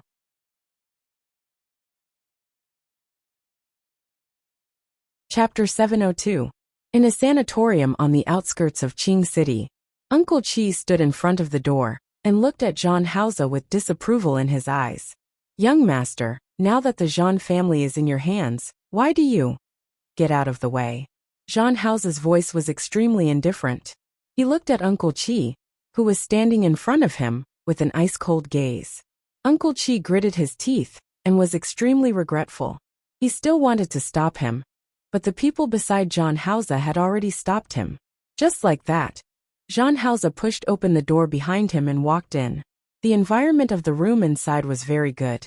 It wasn't like an ordinary apartment for the elderly. The room was very big, and there was a bed in the middle. Zhang Kuan was sleeping on the bed. There was a wheelchair near the bed. It was already winter in Qing City, and the wind was cold outside. Because of the previous stroke, Zhang Kuan couldn't move half of his body. But he was still conscious and could still move. When he saw Zhang Haoze enter the door, his eyes widened. He looked at him, as if he was looking at an enemy. You. After 2 strokes in a row, Zhang Kuan's voice was hoarse. He raised a hand to point at Zhang Haoze. But he only had one hand that he could move, and it was trembling when he raised it. This made him even angrier, and the expression on his face looked very ferocious. Zhang Haoze didn't notice the gloomy expression on his face. He walked to the bed, pulled out a chair beside him, and sat down. His legs were elegantly folded together. You. B****. Zhang Haoze looked at him and said the last 2 words for him. Let's change the words. You have to know that this B** is also your seed. Zhang Kuan's face had already turned purplish red. Zhang Haoze sneered. Isn't it? If you didn't give birth to my father, where would I come from? He chuckled and supported his chin with one hand. So, aren't you the B****? Zhang Kuan was panting heavily. Jean Hausa looked at his agitated expression. By the way, you probably don't know, right? The Jean family is now in my hands. Nothing made Jean Kuin more angry and resentful than this. When he saw Jean Hausa enter the door, and knew that Jean Hausa wasn't dead, he already knew that something must have gone wrong. Now, Jean Hausa's words made him realize that someone had lied to him. Speaking of which, I really have to thank your good subordinates. If Uncle Chi hadn't handed the Jean family to me, how could I have gotten the Jean family so easily? Jean Kuin couldn't even speak fluently. He pointed at Jean Hausa, his eyes full of resentment. About 4 or 5 months. Do you know what I've done in the past 4 or 5 months? Jean Hausa didn't need his response. He only came today to let Jean Kuin know what he was capable of. That Johnny you're interested in. Last month, he made a mistake in his investment, and then accidentally slept with Brother Rong's woman. He's being hunted down by Brother Rong. Jean Kuen's face had already begun to turn green. Jean Hausa frowned slightly. Logically speaking, Johnny is a member of the Jean family. Brother Rong has to give the Jean family some face. But I told him that he didn't need to give me face, and that he should deal with it as he should. Jean Kuin covered his heart with one hand. He couldn't even say the word you now. As for Jean Yi's father, Jean Ji, and, because his son was being hunted down by Brother Rong, he looked for Brother Rong. He wanted to take revenge on Brother Rong, but he accidentally died in Brother Rong's hands. TSK, how pitiful. Jean Kuin had already begun to pant heavily, and his face turned from green to black. Oh right, there's also Jean Li and Jean Yang. I asked them to develop a branch in South Africa. We don't have a branch in South Africa. The two of them are the same. Their tempers are too bad. They are very arrogant in the local area. And they have conflicts with the locals. Now one of them has 2 broken legs, and the other has a pair of broken hands. How tragic. Jean Kuin raised his hand again, wanting to point at Jean Hausa. Jean Hausa laughed. Your other son, Jean Quan, was scared out of his wits. He brought his 2 stupid sons, Jean Sheng and Jean Shi. He went back to his father-in-law's side. He took the initiative to call me, and told me that he would never take a step into Qing City in his life. He just asked me to spare their families' lives. Look, Mingquan is my uncle after all. Since he begged me like this, of course I agreed. It's just that his wife thinks he's useless. And now she's divorcing him every day. Last time, she accidentally fell down the stairs when the 2 of them were fighting. It's said that she suffered a fracture, and is still in the hospital. This has nothing to do with me. Jean Kuin put down his hand again, and his body was half curled up. He looked at Jean Hausa with red eyes, but he couldn't say a word. Oh right, after saying so much, I haven't talked about Jean Lai, who is currently staying in the Jean family's mansion. Jean Kuen's eyes were about to pop out, and the veins on his forehead were popping out. Don't worry, his hands and feet are still there. Other than not being able to go out, and not having freedom, there's nothing bad about it. It's just that his wife isn't very good. Every day, she looks at John Li and John Yang's broken hands and feet, and curses me 800 times a day. Jean Kuen's face was already full of pain. He was originally half sitting, but now his body was curled up. His face, which was already covered with age spots, was full of pain. You must be wondering why I didn't do anything to the couple, right? Don't worry, I like to take it slow. Keep them and slowly torture them. Jean Kuin was already speechless. He looked like he was about to suffocate in pain. Jean Hausa stood up at this moment, and looked down at the old man, who was already old, and didn't have the ability to resist. Do you hate me? That's right. Don't worry, I won't let you die. Here, I will invite the best medical team to save your life. I want you to watch how the Jean family flourishes in my hands, and how it will be destroyed bit by bit in my hands. Looking at Jean Kuin, who had already begun to roll his eyes and was about to faint, Jean Hausa's gaze was cold. When you shot my mother, you should have thought of today. Before Jean Kuin lost consciousness, he bent down. Back then, you really should have killed me as well. After saying this, Jean Hausa stood up and left without looking back. Jean Kuin completely fainted. Jean Hausa left the room and asked his men to loosen the restraints on Uncle Chi. didn't even have the time to say anything harsh. He hurriedly ran into the room. Master Cohen, how are you? Jean Hauser waved his hand, and doctors and nurses immediately rushed in. He glanced at the doctor who was walking at the back. Keep him alive. Don't let him die. I want him to live a little longer. When he left the sanatorium, Jean Hauser was in a very good mood. Tang Hua looked at the joy on his face. Boss, are we going back to the company now or go to Lin City? In the few months since he took over the Jean family, those people had been playing small tricks and making big moves. He had escaped death a few times and averted danger a few times. Last time, he was almost injured and didn't even have a good new year. In such a situation, he didn't have the time to look for Shi Mingwan. The last time Shi Mingwan said that she wanted to return to Lin City, he let her go for her safety. Now that the problem was almost solved, of course he had to go and bring him back. Yes, Tang Hua nodded, but he suddenly thought of something else. Oh right, boss. President Hua's wife gave birth to a pair of twins. In 2 days, there will be a full moon banquet. The invitation has already been sent over. Mrs. Hua and Miss Shi have such a good relationship, so Miss Shi will definitely attend. Why don't we go to Rong City first? Otherwise, if we go to Lin City and Miss Shi goes to Rong City. Jean Hauser narrowed his eyes. Then let's go to Rong City. Help me prepare a generous gift. Not to mention the cooperation with Jean Hauser. With Shi Mingwan and Su Qingsong's relationship, there would be plenty of interaction in the future. Since that was the case, of course, he had to prepare a generous gift. Okay. Jean Hauser relaxed and thought of Shi Mingwan's beautiful face. With her personality, he believed that she would be angry with him for not looking for her for so long. When they met tomorrow, perhaps he should coax her. Jean Hauser, who had solved most of the trouble, was already thinking about how to coax Shi Mingwan. The full moon banquet of the Hua family's twins was indeed extremely lively. When Jean Hauser arrived in Rong City, he asked Tang Hua to check. Shi Mingwan had come the day before yesterday. Moreover, she was staying at the Hua family's house with Su Qingsong. Jean Hauser wouldn't go to the Hua family to look for her. After enduring for a day, he finally had the chance to see Shi Mingwan today. He had been around Rong City a lot these few years, and many people knew him. Especially recently, the Jean family in Qing City had been in turmoil. Jean Hauser had almost become a popular figure in Qing City, after greeting a few people who had worked with him before, and having to socialize. He finally saw Shi Mingwan. Shi Mingwan didn't see him. At this moment, she was in front of Su Qingsong, and looking at the baby in her arms. Her eyes were full of smiles, and her gaze at the baby was very gentle. He had never seen Shi Mingwan like this before. Jean Hauser was just about to go forward when a man came.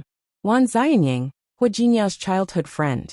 The way he looked at Shi Mingwan made him very unhappy.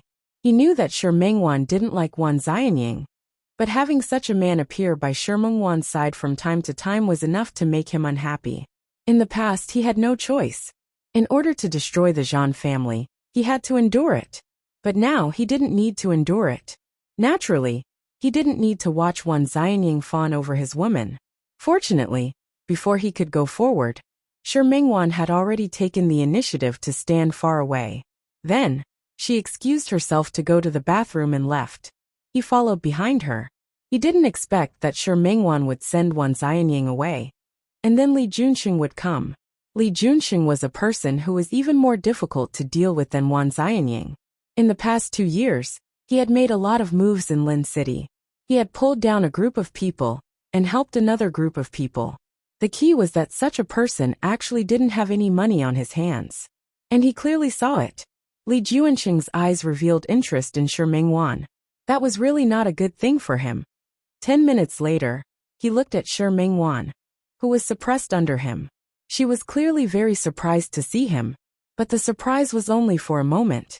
Her eyes quickly revealed other emotions. Are you crazy? Is this the men's bathroom? Looking at the accusation in her eyes, he thought about how she was able to smile at Li Junxing just now. In the end, Jean Hauser couldn't help it. He lowered his head and kissed her lips in a very domineering manner. Ever since they parted that day, the two of them hadn't seen each other for a long time. It wasn't that he didn't want to look for her, or even that he didn't want to contact her. It was just that the situation in the Jean family was complicated.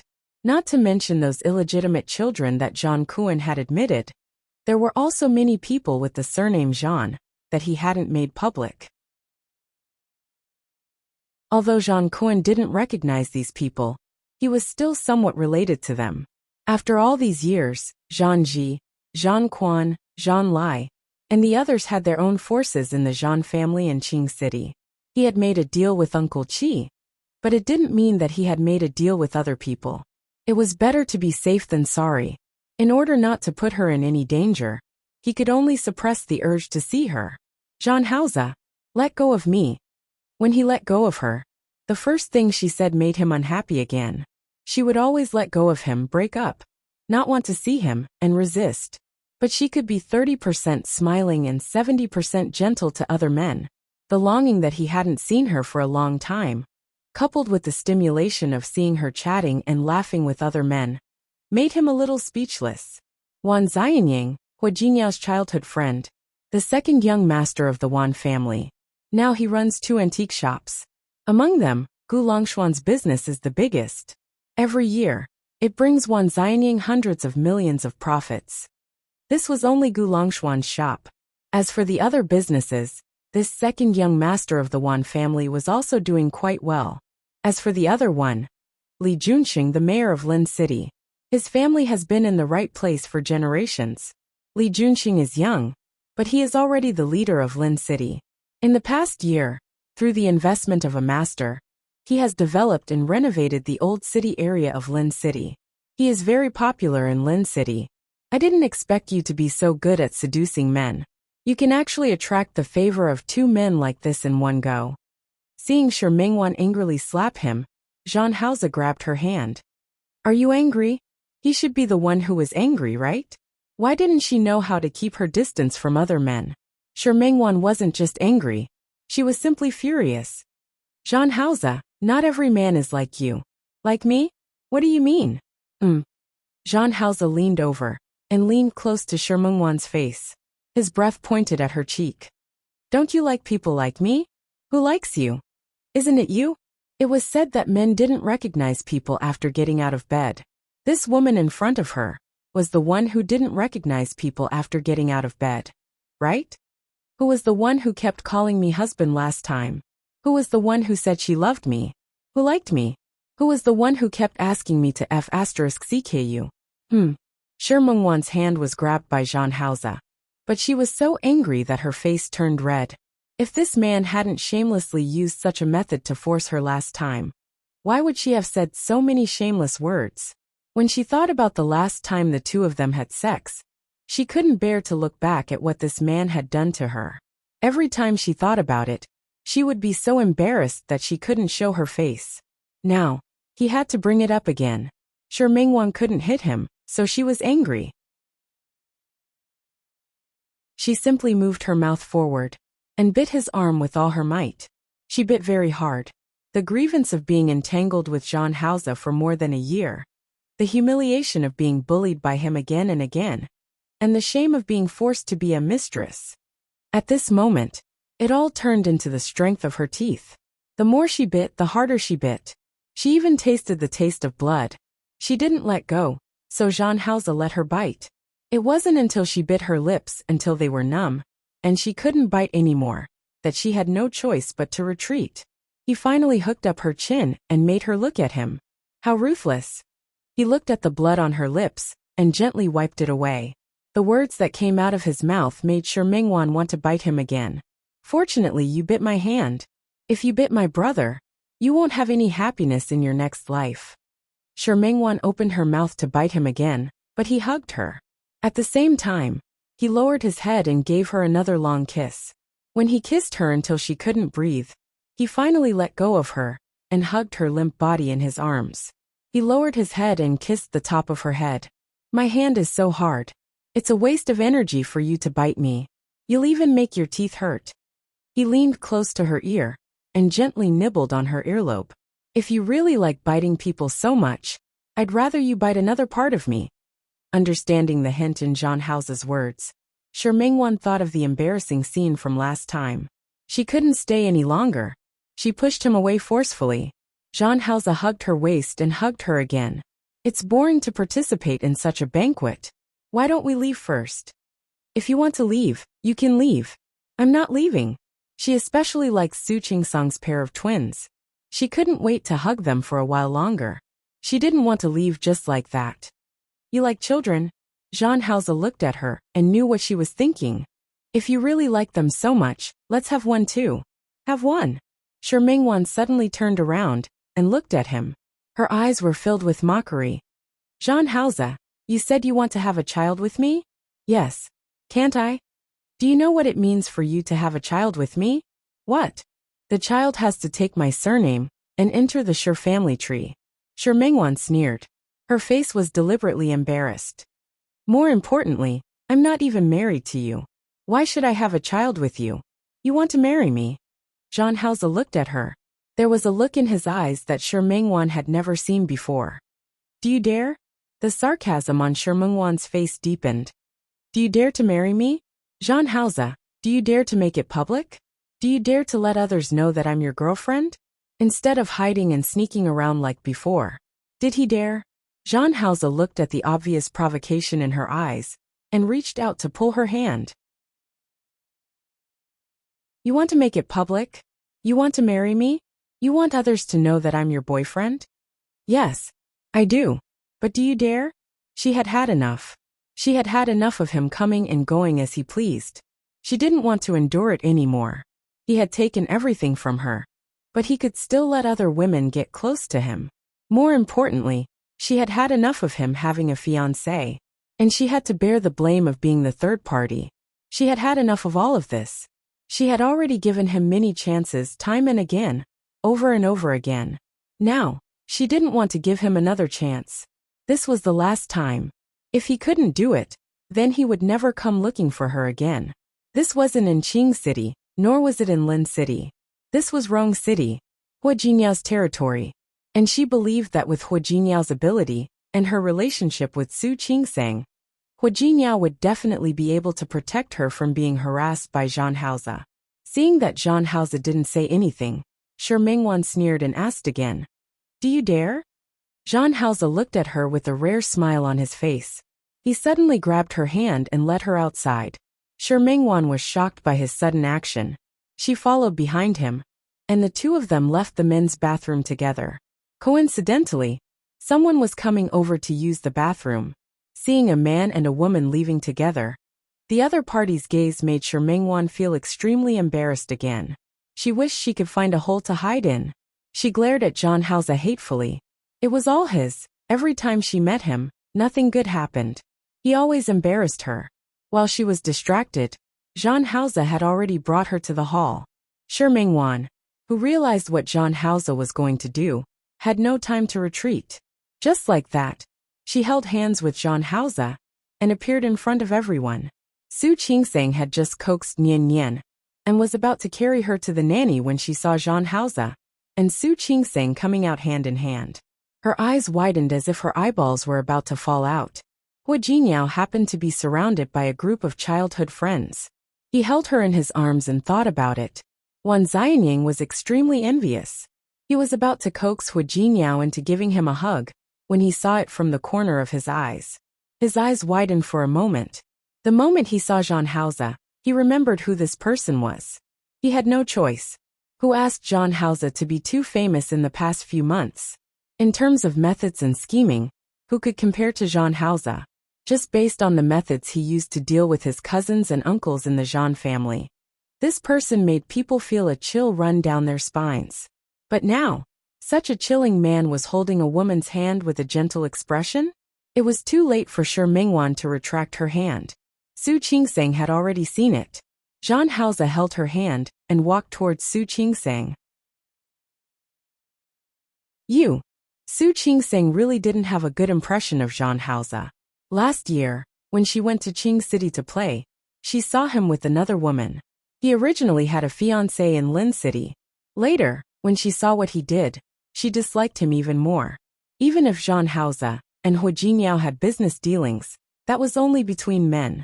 From her point of view, she really didn't like people like Zhang Haoze. Mrs. Hua. Zhang Haoze put his arm around Shi Mengwan's waist and nodded slightly. Thank you for taking care of Wanwan these few days. Thank you. Su Qingsang blinked. She looked at Zhang Haoze, and then at Shi Mengwan and suddenly smiled. President Zhang, you're welcome. Wanwan is my best friend. It's my duty to take care of her. However, I don't understand President Zhang's thank you. May I know in what capacity, President Zhang, are you thanking me? Wanwan's boyfriend and future husband, Zhang Haoze announced. He tightened his arm around Shi Mengwan's waist and let her get closer to him. When Wanwan and I get married, please come to the wedding, Mrs. Hua. This was really a smooth answer. Shi Mengwan looked at him, the expression on her face very interesting.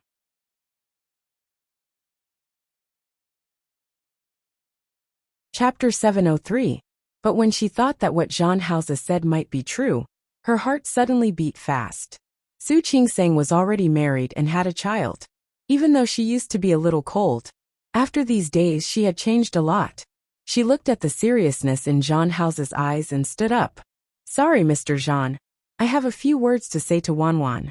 Mrs. Hua, if you have anything to say, you can say it directly. Wanwan is thin-skinned. I'm afraid she will be shy. Su Qingsang almost choked on her own saliva. Shi Mengwan was thin-skinned? When the two of them were together in the past, which one of them was the one who would talk dirty at the slightest disagreement? Now Zhang Haoze was telling her that Shi Mengwan was thin-skinned? The corner of her mouth twitched, and she glanced at Shi Mengwan. Shi Mengwan was really a little embarrassed. She glared at Zhang Haoze. Qingsang, I'll tell you later. Wait a minute. Su Qingsang pulled her body to her side, leaned close to her ear, and said very softly, What's going on? Don't ask. Shi Mengwan was really embarrassed. I'll tell you later. Okay. Today was the big day of the twins, so it wasn't convenient for her to keep pestering Shi Mengwan. However, if he forced you, you can tell me. I'll let Hua Jinyao deal with him. Su Qingsang said this in a low voice, but Zhang Haoze heard it clearly. Qingsang. Shi Mengwan's expression was a little subtle. Su Qingsang patted her hand and stood up like a family member to look at Zhang Haoze. President Zhang seems to have a fiancé? Yes. Although Zhang Haoze and Chen Feifei hadn't been officially engaged, everyone in Lin City knew about it. We've broken off the engagement. Really? Su Qingsang raised her eyebrows. Why haven't I heard about it? How could such a sensational thing as breaking off the engagement be brushed aside so easily? The two sides have made a private agreement, but it hasn't been announced yet. It hasn't been announced, which means that President Zhang still has a fiancé. Su Qingsang spoke impolitely. If that's the case, how can you claim that you're Wanwan's boyfriend? What do you think of Wanwan? Qingsang. Shi Mengwan didn't want Su Qingsang and Zhang Haoze to have a conflict now. Stop it. How can I not tell you? Some things have to be clarified. Su Qingsang was extremely protective. How can you believe him, just because he said something nice? Mrs. Hua, my engagement with Chen Feifei has long been dissolved. This matter, after I ask him, will be made public. As for me and Wanwan, my feelings for Wanwan are naturally serious. Don't worry, I won't let her down. Anyone can say nice things. Not many can do it. Su Qingsang wasn't targeting Zhang Haoze, but this man had a bad record. If he wasn't with Shi Mengwan, no matter how many women he had relationships with, it was none of her business. However, her friendship with Shi Mengwan was different, so she naturally couldn't bear to see her good sister being bullied. Say something nice. I don't know how to do it, but I think I can prove it with my actions. Zhang Haoze was still holding Shi Mengwan's hand. Shi Mengwan turned to look at him, because of his words. His overly sincere eyes made her a little moved for a moment. Su Qingsang wanted to say something, but someone else came. The Hua family had many relatives and friends in the business world. As Hua Jinyao's wife, there were naturally many people who came to get close to her. Su Qingsang didn't have time to pay attention to Shi Mengwan, so she gave her a look, signaling her to talk later. However, if she was a little later, Shi Mengwan would be taken away by Zhang Haoze. Zhang Haoze didn't like such occasions. After taking Shi Mengwan to the public, He stayed for a while and left with her. The hotel that John Hauser booked was in the presidential suite upstairs. He took Shi Mengwan directly upstairs. Shi Mengwan actually hadn't recovered from John Hauser's action of revealing her identity just now. When she was taken upstairs, John Hauser kissed her lips. When he kissed her, he didn't forget to take off her red coat. The sleeveless dress underneath was revealed. He held her waist and brought her into his arms.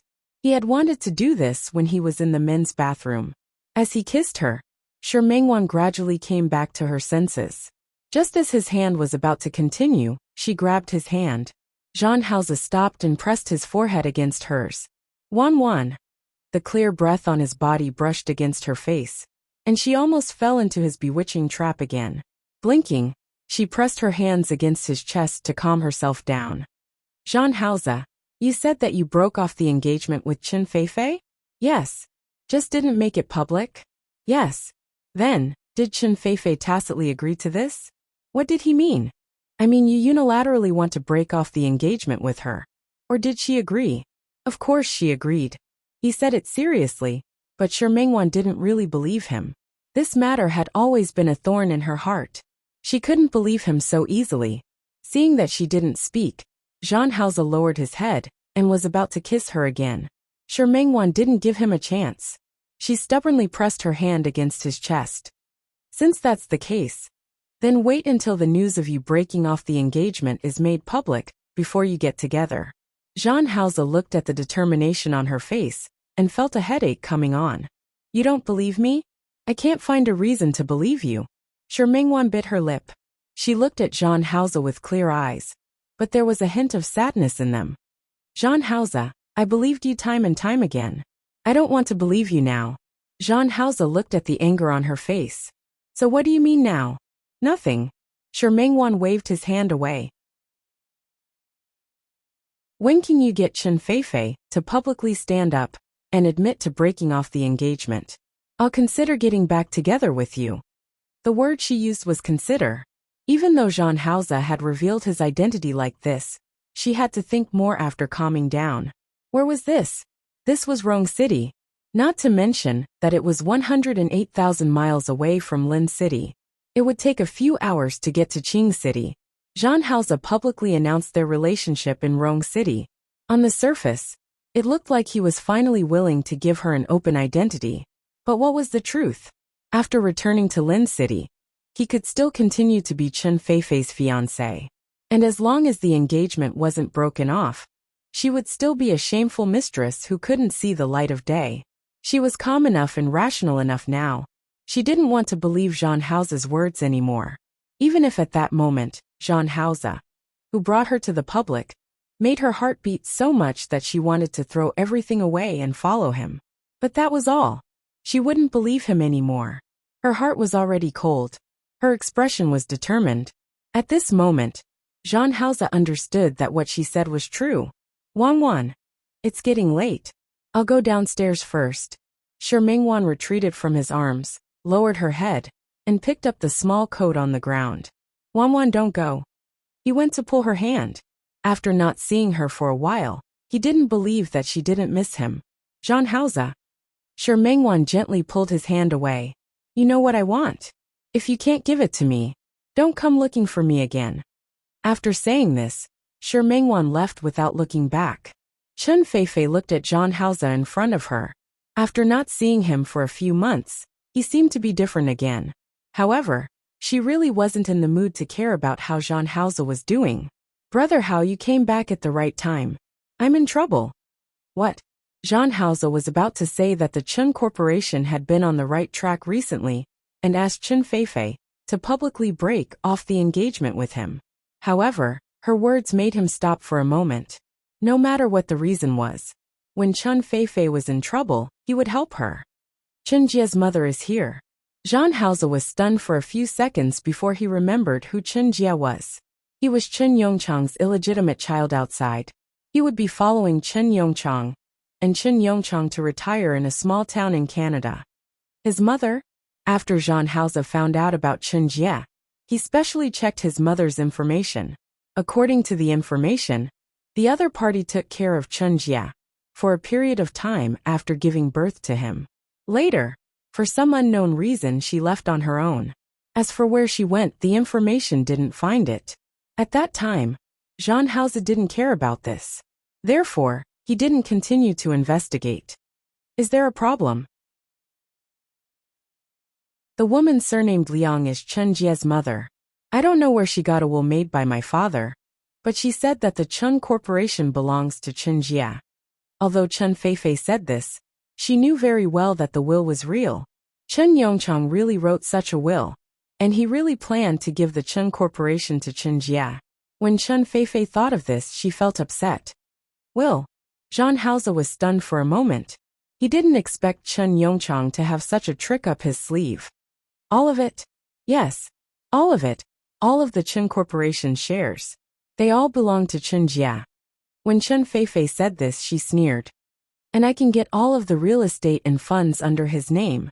It looked like a lot, but in reality, compared to the Chen clan, it was just a small sorcerer meeting a great sorcerer. She really didn't expect her good father to be so biased. The father-daughter relationship of more than 20 years seemed to be fake now. You've checked it all? Is it true? Chen Feifei didn't answer, so it was a definite answer. She looked at Jean Hauser, and a flash of ruthlessness flashed in her eyes.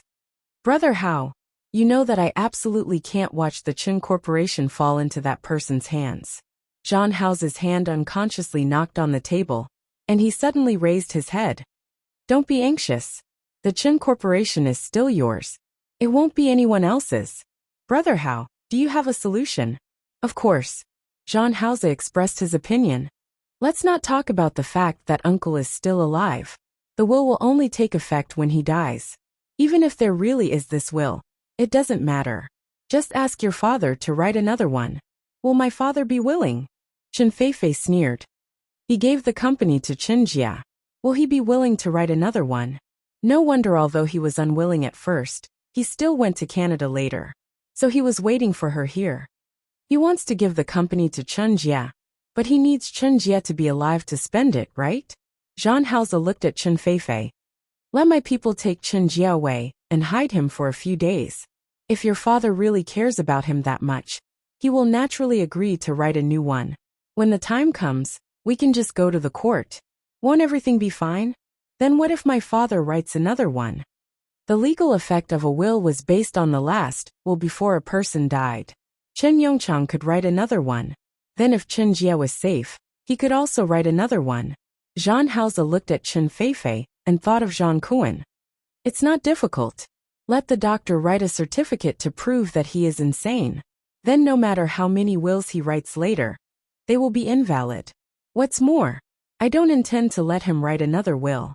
Then brother Hao you? I'll let him write the equity transfer agreement directly. Jean Hauser sneered. The Chen Corporation still belongs to your father now. Let him transfer all the property under his name to you. By then, the property will already be under your name. What's the use of his will? This move was extremely ruthless. Chen Feifei didn't expect it. She looked at Jean Hauser and suddenly smiled. Good idea. If possible, send the woman surnamed Liang to accompany my father. As for Chen Jie, let him be with them for a while.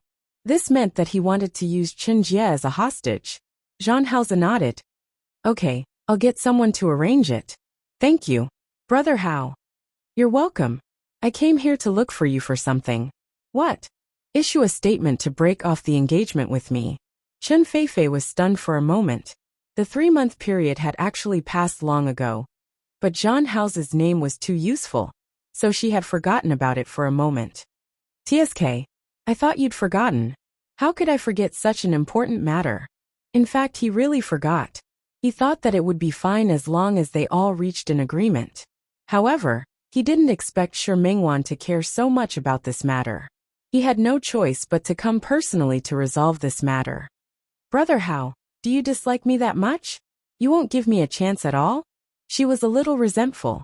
No matter what, she had grown up with him.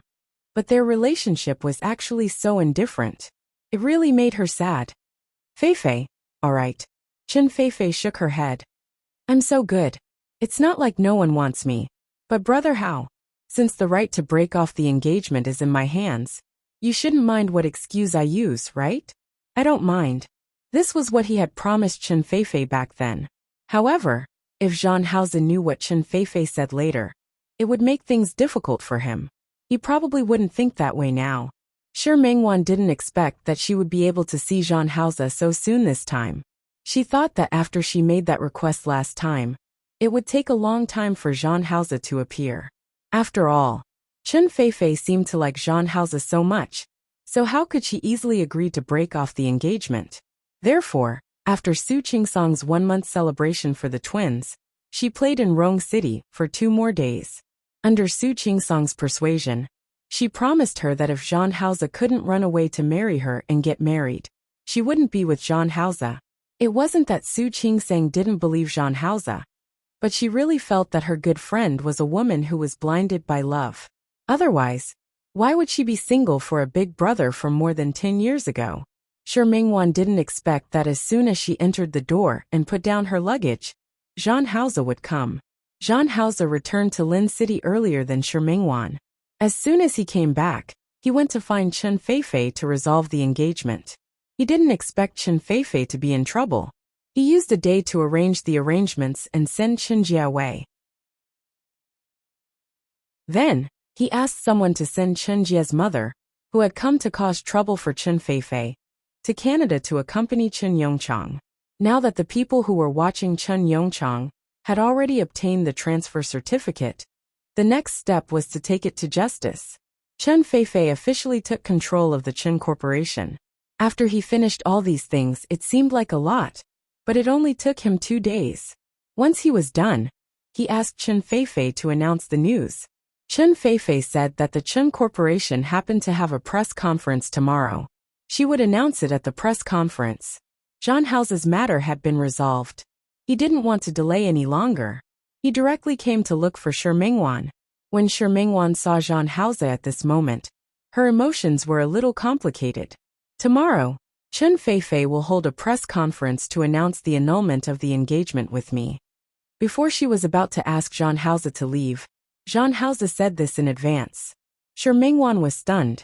She blinked and looked at Zhang Haozi in front of her. What did you say? I said, tomorrow morning at 9:30 a.m. Chen Feifei will hold a press conference to announce the annulment of the engagement with me. As he spoke, he took a step inside. Shi Mengwan was shocked by his words. Subconsciously, she took a step back and let him in. Zhang Haozi came in and reached out to pull Shi Mengwan into his arms. He hugged her tightly, lowered his head, and searched for her lips. This time, Shi Mengwan didn't push him away. Instead, she let him kiss her. She blinked and looked at the enlarged face in front of her. For a moment, she thought that she was hallucinating, but she knew that Zhang Haozi wouldn't joke about such a thing. If it was true, didn't that mean that she could be with him openly in the future? Thinking of this, Shi Mengwan's eyes actually felt a little sore and swollen. Zhang Haozi kissed her very gently, from her lips to her cheeks to her earlobes, her eyelids. He kissed her bit by bit, and took off her clothes bit by bit. Shi Mengwan didn't push him away. She reached out and hooked her arms around his neck. If she was more honest with herself, she would admit that she missed him too. She missed him very much. Even if she pushed him away 100 times, 1,000 times, when he got close to her again, she would still think about being with him. That was the contract they had made since they were young. Tears welled up at the corners of her eyes and were kissed by him. His kiss fell on her like a feather. She closed her eyes and trembled with his movements. This night was exceptionally long, but it also seemed exceptionally short. Shi Mengwan was very tired, very tired. But even though she was so tired and had something on her mind, she still woke up early the next day. Yesterday, she didn't have much interaction with Zhang Haozi. But after making love, Zhang Haozi still explained a little to her. Chen Feifei had once done him a favor, and he wanted to repay her. So he agreed to some of her conditions. She wanted to ask what kind of favor it was, but Zhang Haozi didn't continue. Since you're so energetic, why don't we do it again? The memories made her blush. When she woke up, the first thing she did was to pick up her phone. At 9:30 p.m., the Chen Corporation held a press conference as expected. Not only did Lynn City TV station come to interview, but there was also a live broadcast on the internet. You're tuning in to the Lee May's Sword of Destiny YouTube channel. We're so grateful for your support. And don't forget to subscribe to join us on this incredible journey through captivating stories. Your generosity through donations truly makes a world of difference, as it's the primary source of revenue that allows me to expand and enhance this channel for you. Thank you from the bottom of my heart for being a part of this adventure.